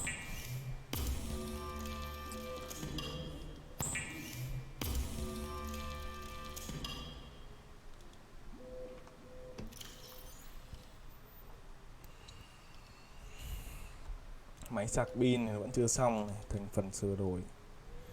Tôi sẽ nâng cấp thêm một cái moon này, thỏi titanium à. Module độ sâu, cấp tàu ngầm Cyclops. Ui mẹ vãi đái vậy, có tàu ngầm luôn. Hệ thống ngư lôi cho Simut. Angogel này nhưng mình chưa có.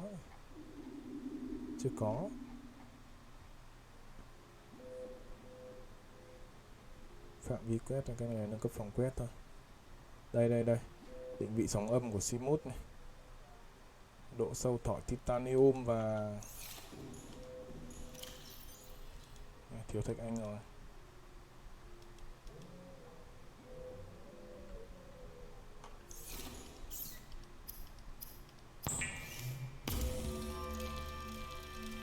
Nâng cấp từ cái pin mặt trời cho Simut được không á? Đó. Bộ bộ sạc năng lượng mặt trời cho Simut, bộ dây điện cao cấp và kính tráng men. Kính tráng men thì tinh chế cho cái gì ta? Thỏi thép.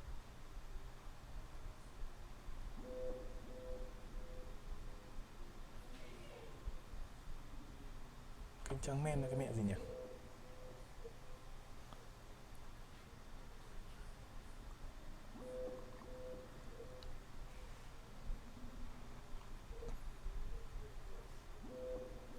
Bộ dây điện cao cấp thì làm được. Hệ thống phòng thủ, cái này chưa làm được.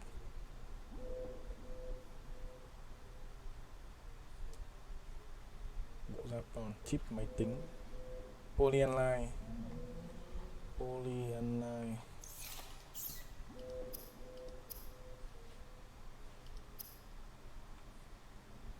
Bộ dây điện cao cấp thì còn làm được chứ còn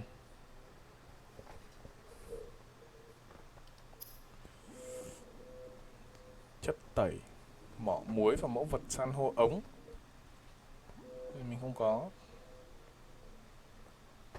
Mình thiếu thủy tinh rồi anh em ạ.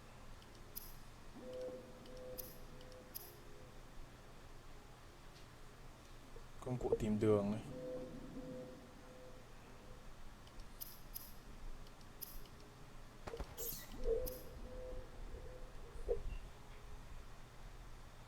Không thua. Cái này nó cần cái chó gì thế này? Đây thì lấy đâu ra nhỉ? Bình oxy cực đại. Chạm sửa đổi. Ồ, có chạm sửa đổi này. Module độ sâu Simut cấp 3. Ui, vậy đái vậy. Lấy đâu ra cái kính tráng men này anh em?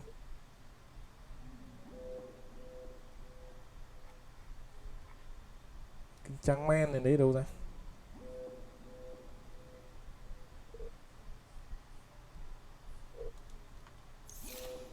Bốn cái lỗ này để nâng cấp phòng quét thôi. Rồi đốt mấy cái module vào đây để nâng cấp này.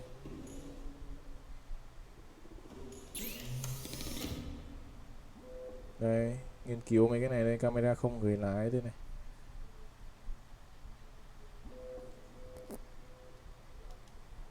Kính tráng men. Không thấy cái phần đấy nhỉ? Where is the kính tráng men? Có thủy tinh à?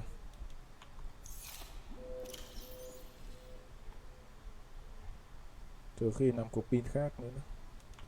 Quặng đồng với lại nấm axit.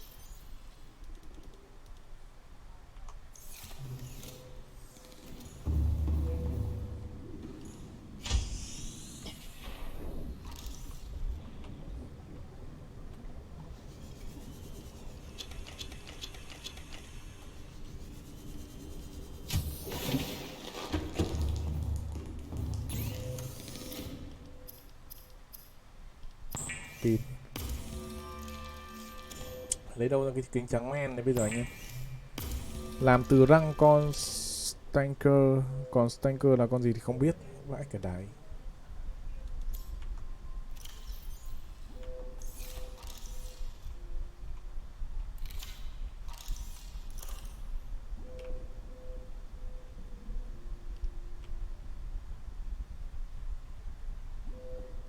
Seek fluid intake.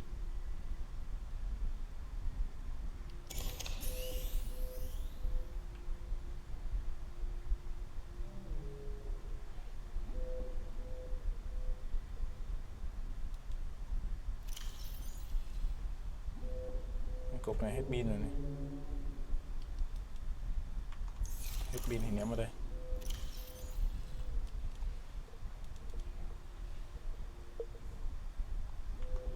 Mình vừa định bảo làm cái gì nhỉ? Cần thủy tinh ấy nhỉ? Cái moon này đúng không? Thỏi titanium, dầu mỡ và chì.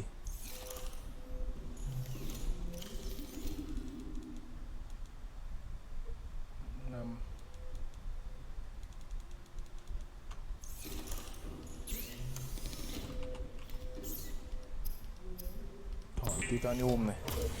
Con cá sống ở mấy khu quả màu vàng á. Con Stanker là con đấy hả?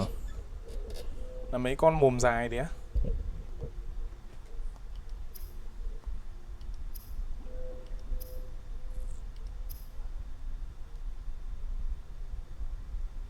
Ôi mày có cái phòng nâng cấp ấy anh em ạ, có cái phòng sửa chữa ấy là làm được cái bình oxy cực đại đấy.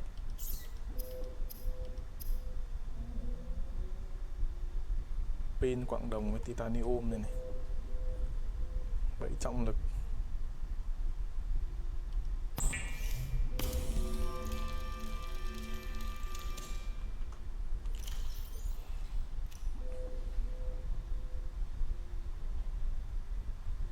Có 2 thỏi titanium rồi đây. Mình cần dầu mỡ và chì nữa. Dầu mỡ này, chì đây.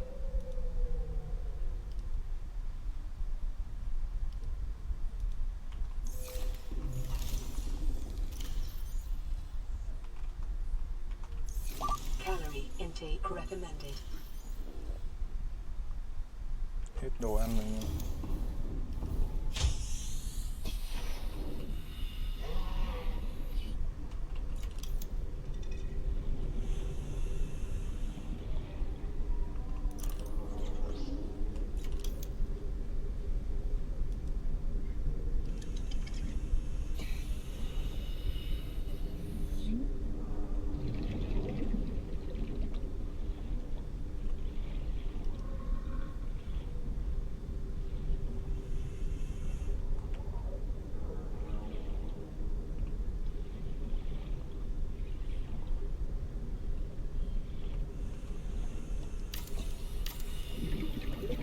Seek fluid intake immediately.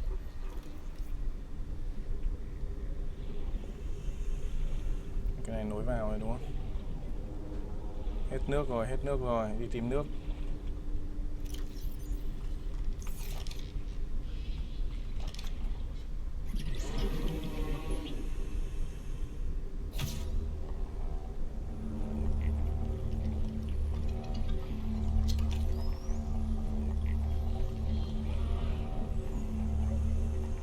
After weeks without human contact, it is normal to experience psychological discomfort. Tâm lý cảm thấy khó chịu và không bình thường. What the fuck? Nhận đôi lú cưng hoặc là nhân hóa một vật vô tri ạ. Lại cái đấy. Khổ thành liền vã quá. Lâu không gặp con người vã quá. Bẩn, đéo chịu được.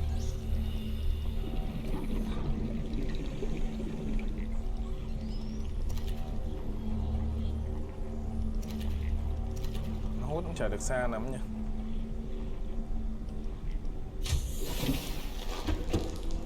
Ném cái cục bẫy xa tí nữa.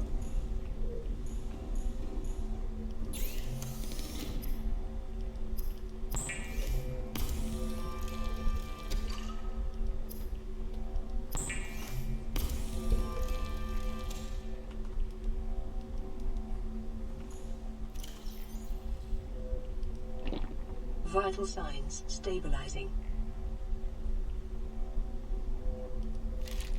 Vital signs stabilizing. Cá mỏ chim nấu chín.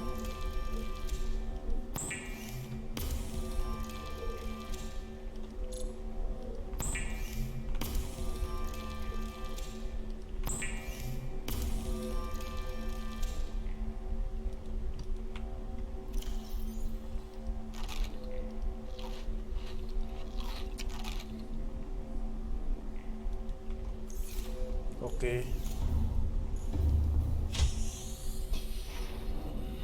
Cái bẫy này dùng được mãi mãi không anh em? Hình như là dùng được mãi mãi đấy.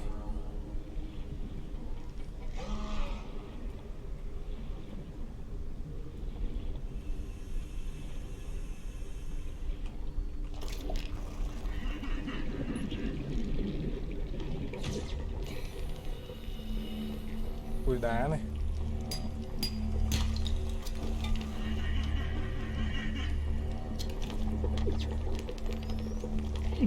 Ui trời, xong.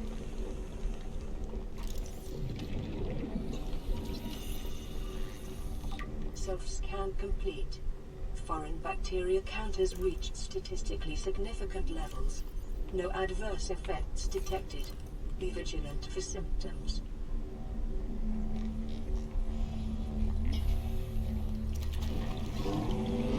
Con đĩ này nó có xịt xịt đấy ra này. Ui mẹ. Đặt ở đây không ăn thua rồi nhưng mà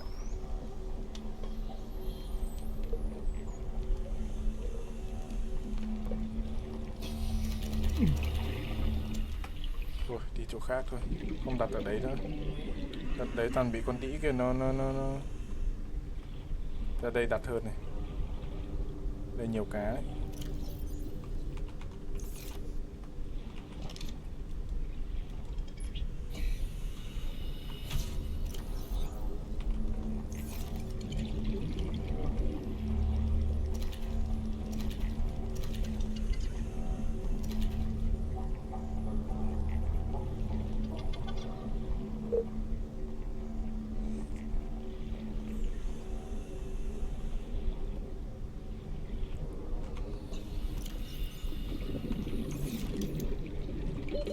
Oxygen.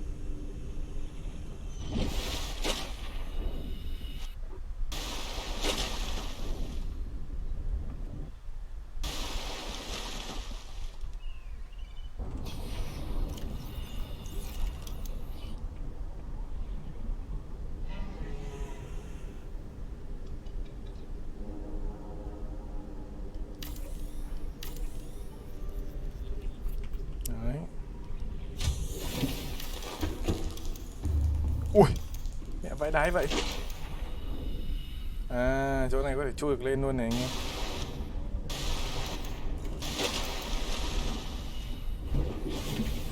Được phết. Rộng đấy chứ.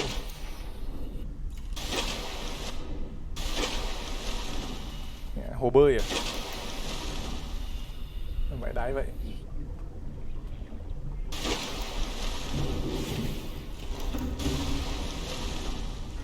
Sau chế con robot à, cái này để kéo con robot vào trong này để sửa chữa đúng không? Rồi.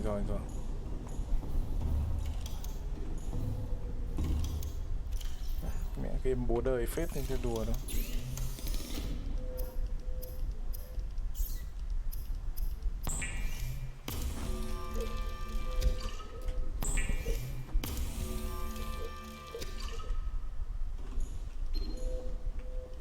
This is Sunbeam. You know Sunbeam Aurora. đây, bạn biết đấy, We're chúng from tôi a đến từ little một chính trans quyền down thiên on the hà far nhỏ side ở of phía xa của Andromeda. Andromeda. And we have a saying there. Và chúng tôi đã có một câu nói ở There's no đó, bad without the good. sẽ không No có good xấu without the nếu không bad. có tốt. Sounds like Không you có tốt tasted thì a không có bunch of xấu. the former. Có vẻ như các bạn That đã only nếm phải means một you're đống overdue chuyện a xấu whole lot rồi, of the nhưng latter. mà đó nghĩa bạn sẽ Might nhận được just nhiều be nhiều tốt lành rare. sau này mà thôi. We're scanning for somewhere to park. We'll be in touch when we find it. Sunbeam Điều tốt out. lành đó là chúng tôi đó. Chúng tôi đã quét tìm nơi để đậu trong lúc nói chuyện đây. Chúng tôi sẽ liên lạc với tìm với nó sớm buồn hết.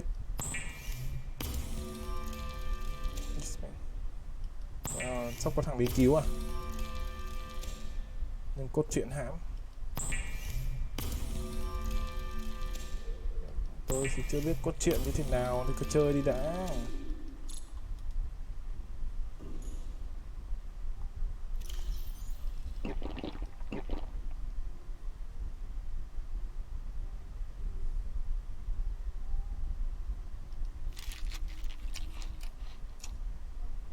Trứng sinh vật này, ấp kiểu gì nhỉ? Trứng này có ấp được không?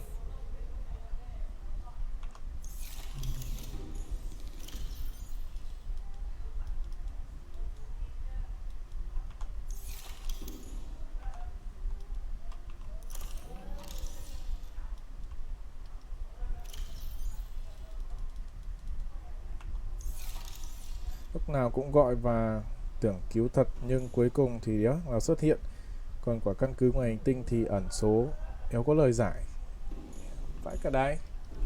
Cái thằng danh này nó không ấy à? Cái thằng danh nó không cứu mình à?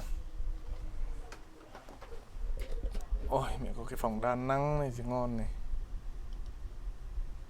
Bảng nâng cấp phương tiện. Có thể nâng cấp phương tiện neo đậu. Xây dựng cái này trong nâng cấp phương tiện neo đậu. À, cái này chắc là nâng cấp cái con robot này.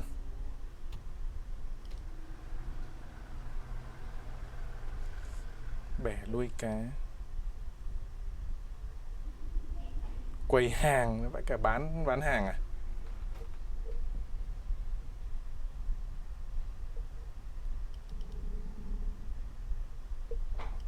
Ok, có máy sạc pin thì ok đấy.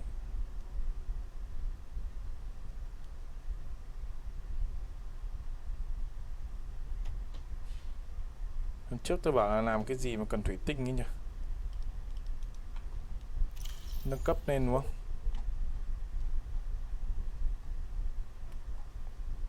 Đây, 2 cái thủy tinh và thỏi titanium. Tôi nâng cấp cái máy kia lên. Tôi xuống tôi tìm Thạch Anh nữa.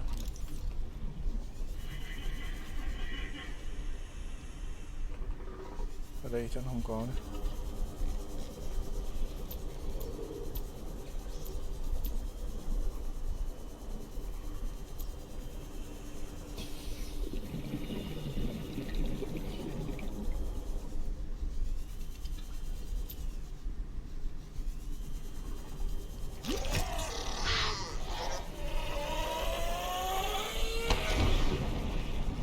Con điên.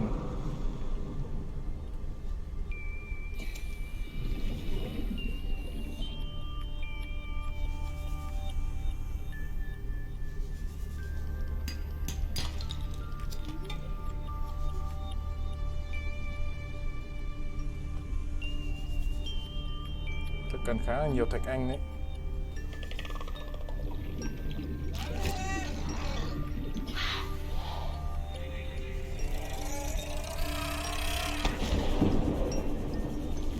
Được nào.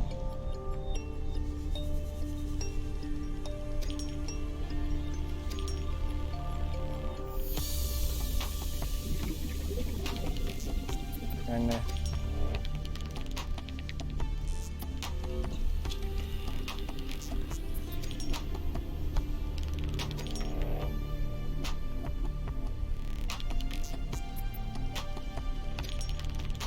Phát hiện bức xạ rồi. Phắn rồi.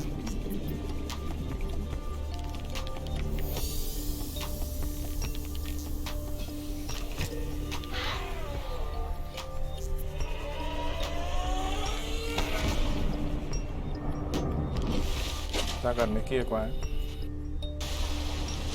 Được rồi, vô đây là đủ rồi đấy. Chả cần nhiều đâu. Về này cái máy quét Thạch Anh ra cả rổ. Cần vào trong là được mà.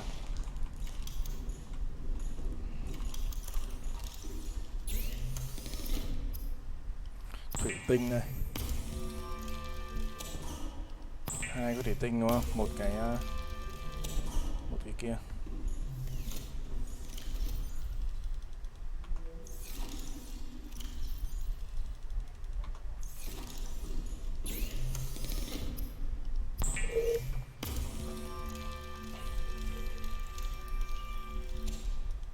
Ok.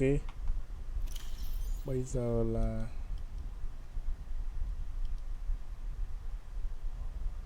module độ sâu này. Kiểu gì ta? Nâng cấp cái này ở đâu hả anh em?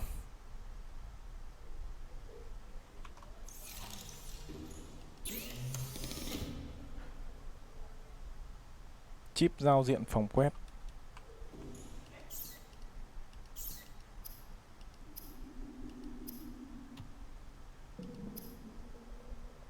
Ủa nâng cấp cái đấy ở đâu ta?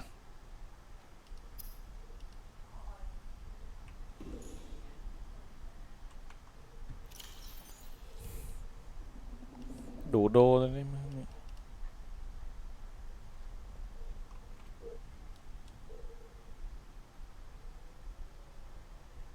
Nâng cấp phòng quét này.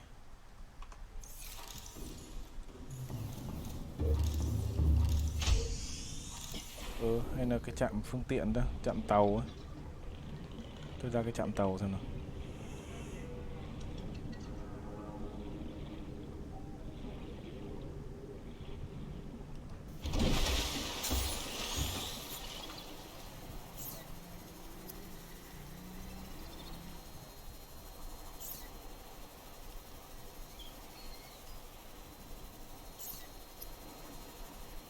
Không có, nhưng mà cái này nó chỉ chế một cái C-Mod thôi.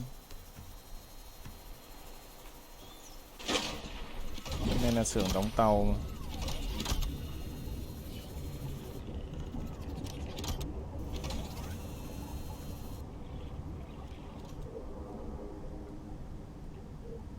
Ra tàu à?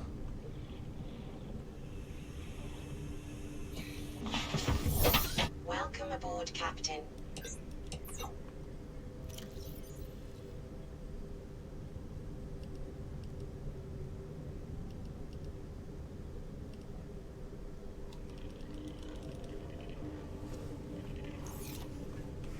Như nào?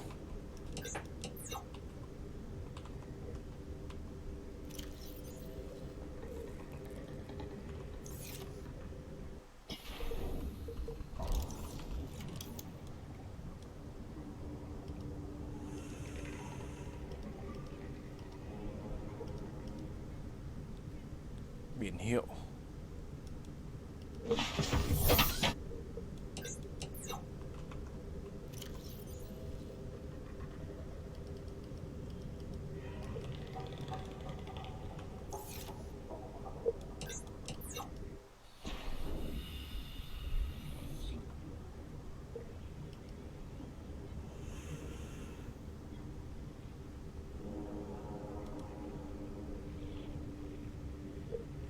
Cái này thay ắc quy thôi.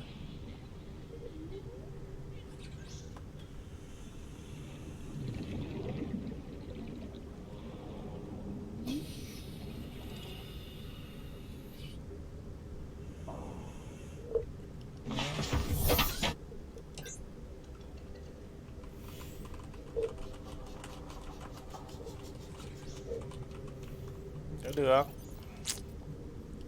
Xem nào, đọc nốt đi. Xây thử trạm xem nâng cấp. Trạm nâng cấp đâu?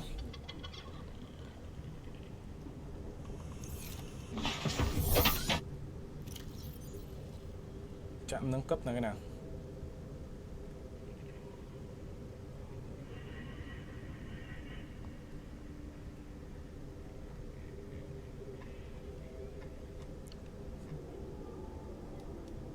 Trạm sửa đổi nâng cấp phương tiện đấy. Tôi không thấy cái trạm nào cả.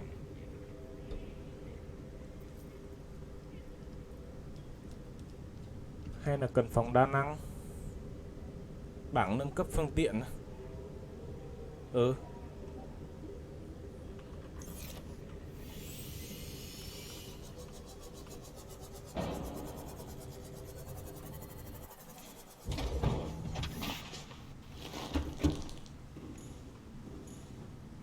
Maybe.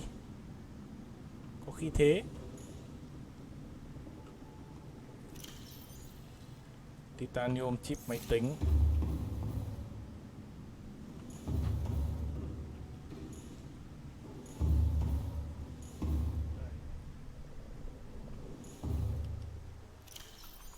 Chip máy tính.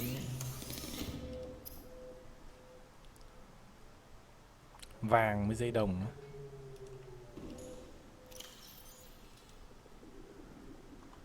Cả san hô nữa.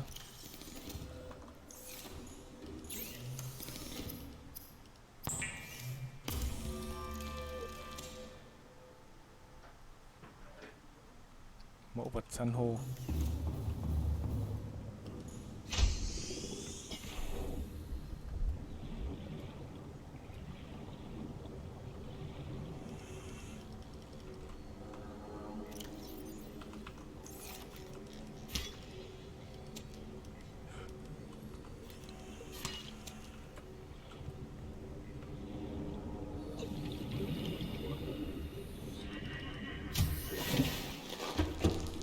Cái này nó như này thôi.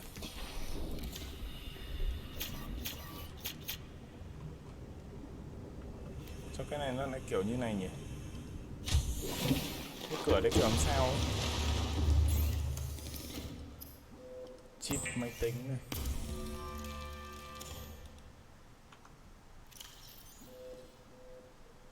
Titanium và dây đồng. Bỏ mẹ ra hết đồng rồi. Ở đây còn một cái.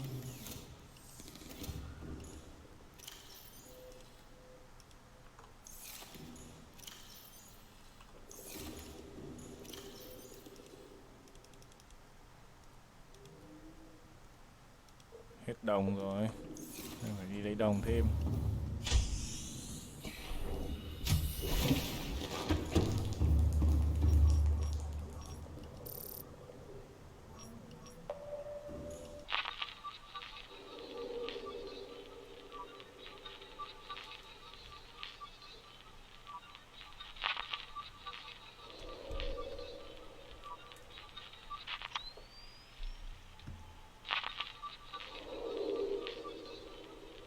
Cái này có thêm được camera không anh em nhỉ?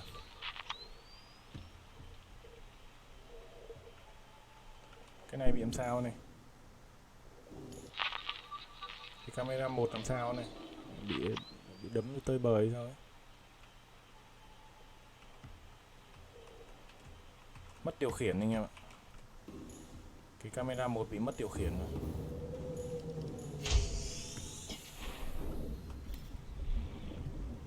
Chả cần. Đầy.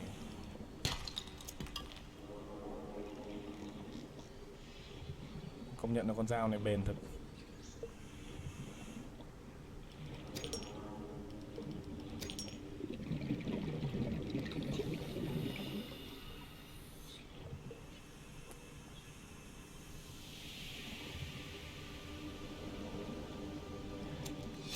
Răng cá trình mõm dài. New blueprint acquired.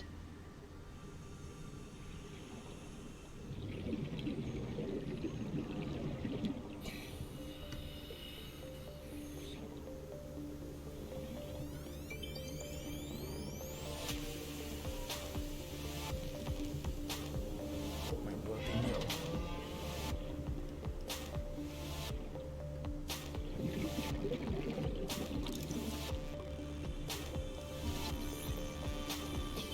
Cái lúc cần gì thì lại hiếm thấy. Tôi đã hiểu sao cái camera của tôi làm sao ấy. Kính ra được kính trắng men hay sao ấy à?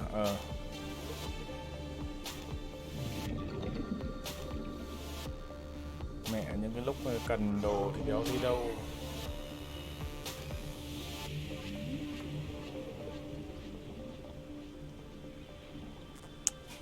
Công nhận là thanh niên này lặn liên tục mà cũng không bị ăn tay nhỉ. Không có đồ lặn đúng không?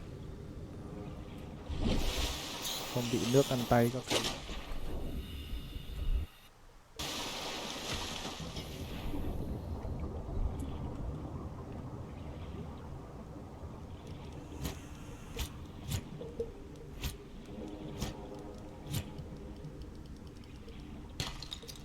Quảng đồng rồi. Lúc thì cần thì đéo thấy mẹ. Lúc đéo cần thì nó ra nhiều vảy cứt. Ở trong hang có khi là có này. Đây này.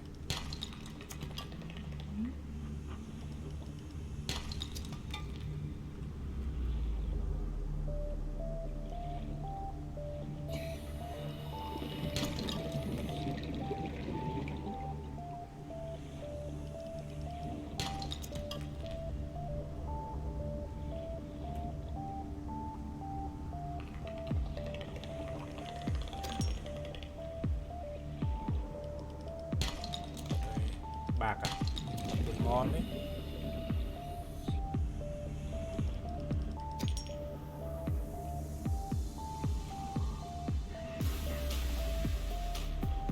Nhạc hay đấy.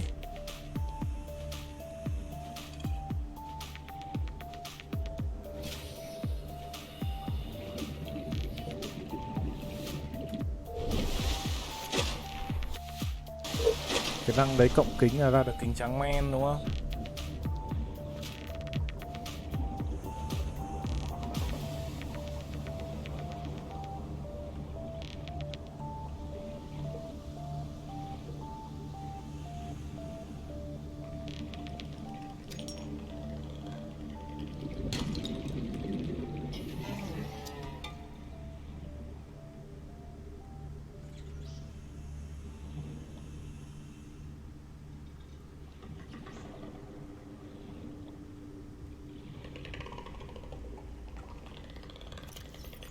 cục này nó ok rồi. Về đã. Cái camera 1 làm sao rồi ấy.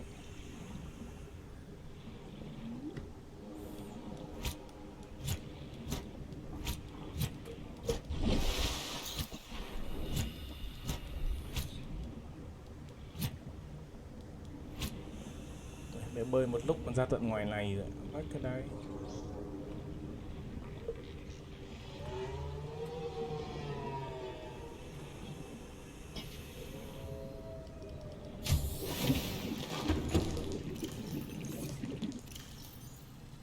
Dây đồng.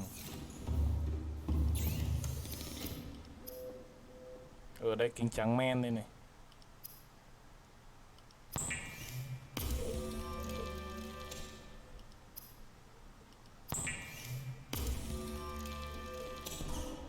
Kính trắng men đây.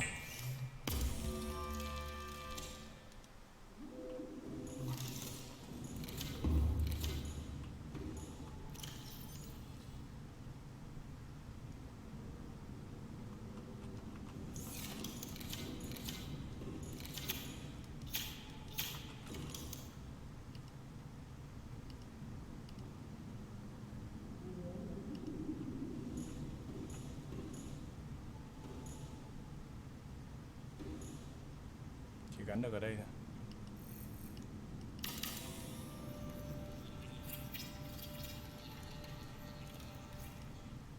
Mẹ bố đời vậy. Đấy, ra cố thân tàu mô đun độ sâu đây.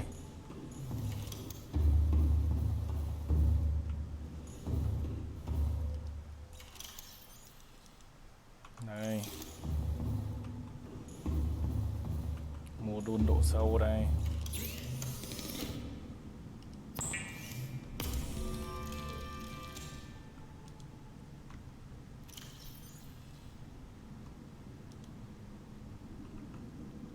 Không cộng dồn. Nắp ở đâu nhỉ?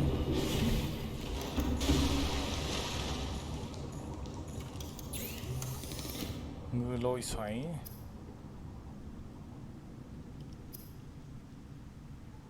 Năng lượng mặt trời đây. Bộ dây điện cao cấp. Cái làm nào lắp được vào anh em?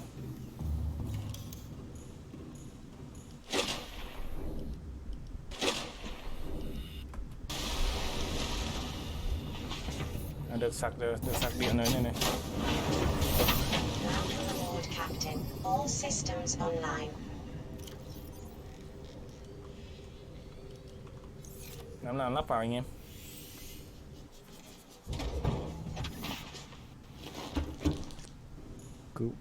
Chỗ C1 đứng trên bờ nó mở ra bến kìa.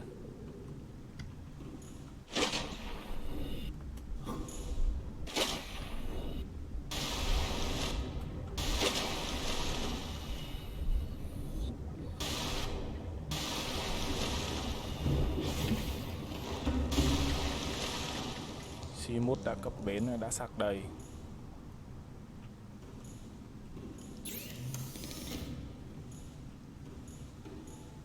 Sử dụng bảng nâng cấp thôi.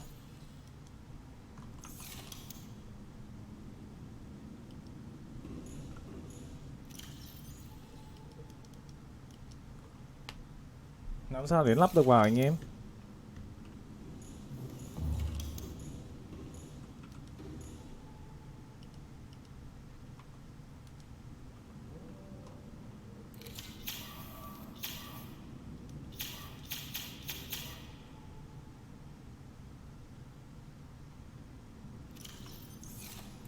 Chỗ tàu có mở lỗ á.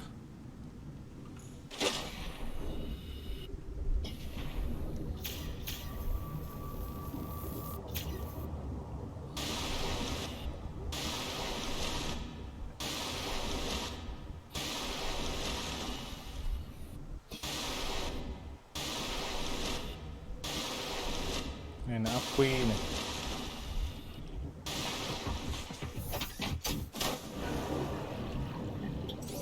Lỗ đây nhưng mà All systems online.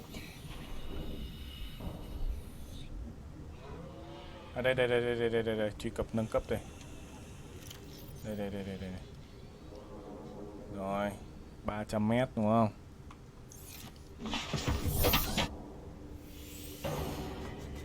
Đây, mẹ lại hỏng rồi.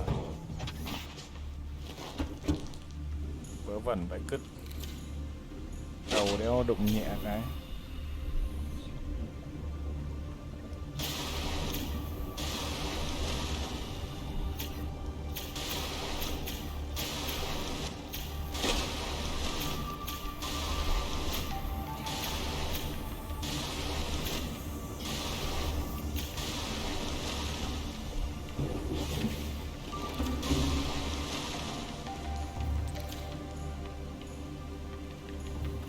Bên này đúng không? Ok rồi.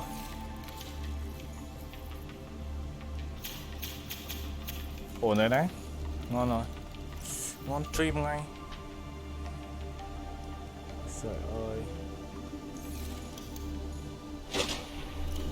Seek fluid intake. Vital signs stabilizing. Này bị thối hết rồi. Đồ này thối hết rồi. Nào nâng cấp nốt cái xem là cái kính trắng men vừa lấy.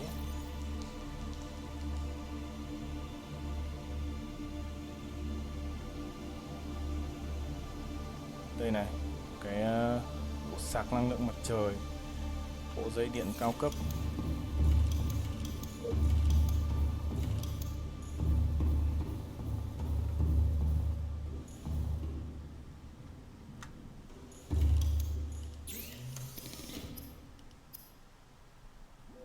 Bộ dây điện cao cấp thì cần vàng với chip máy tính. Thế thì sợ đéo đủ rồi.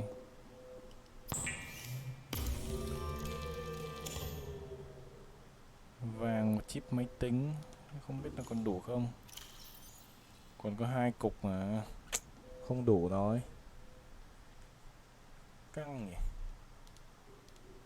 Phải đái thật.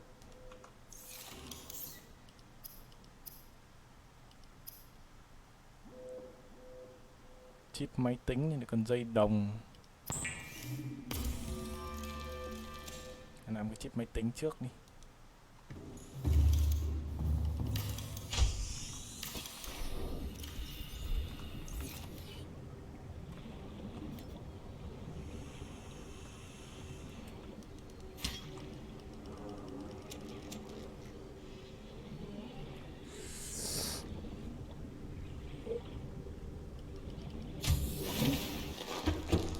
Giờ sạc được rồi thì vẫn cần pin mặt trời. À nhưng mà những lúc ở xa thì sao? Có phải là lúc nào mới được đâu. Làm được thì cứ làm luôn. Cái gì đây? Vậy cả cứt.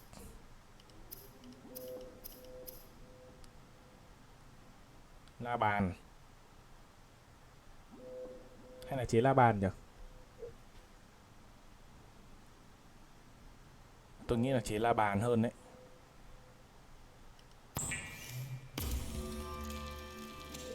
Thế đi. Cất cái này đi. Lần sau mình chế lại. Hết đồng rồi.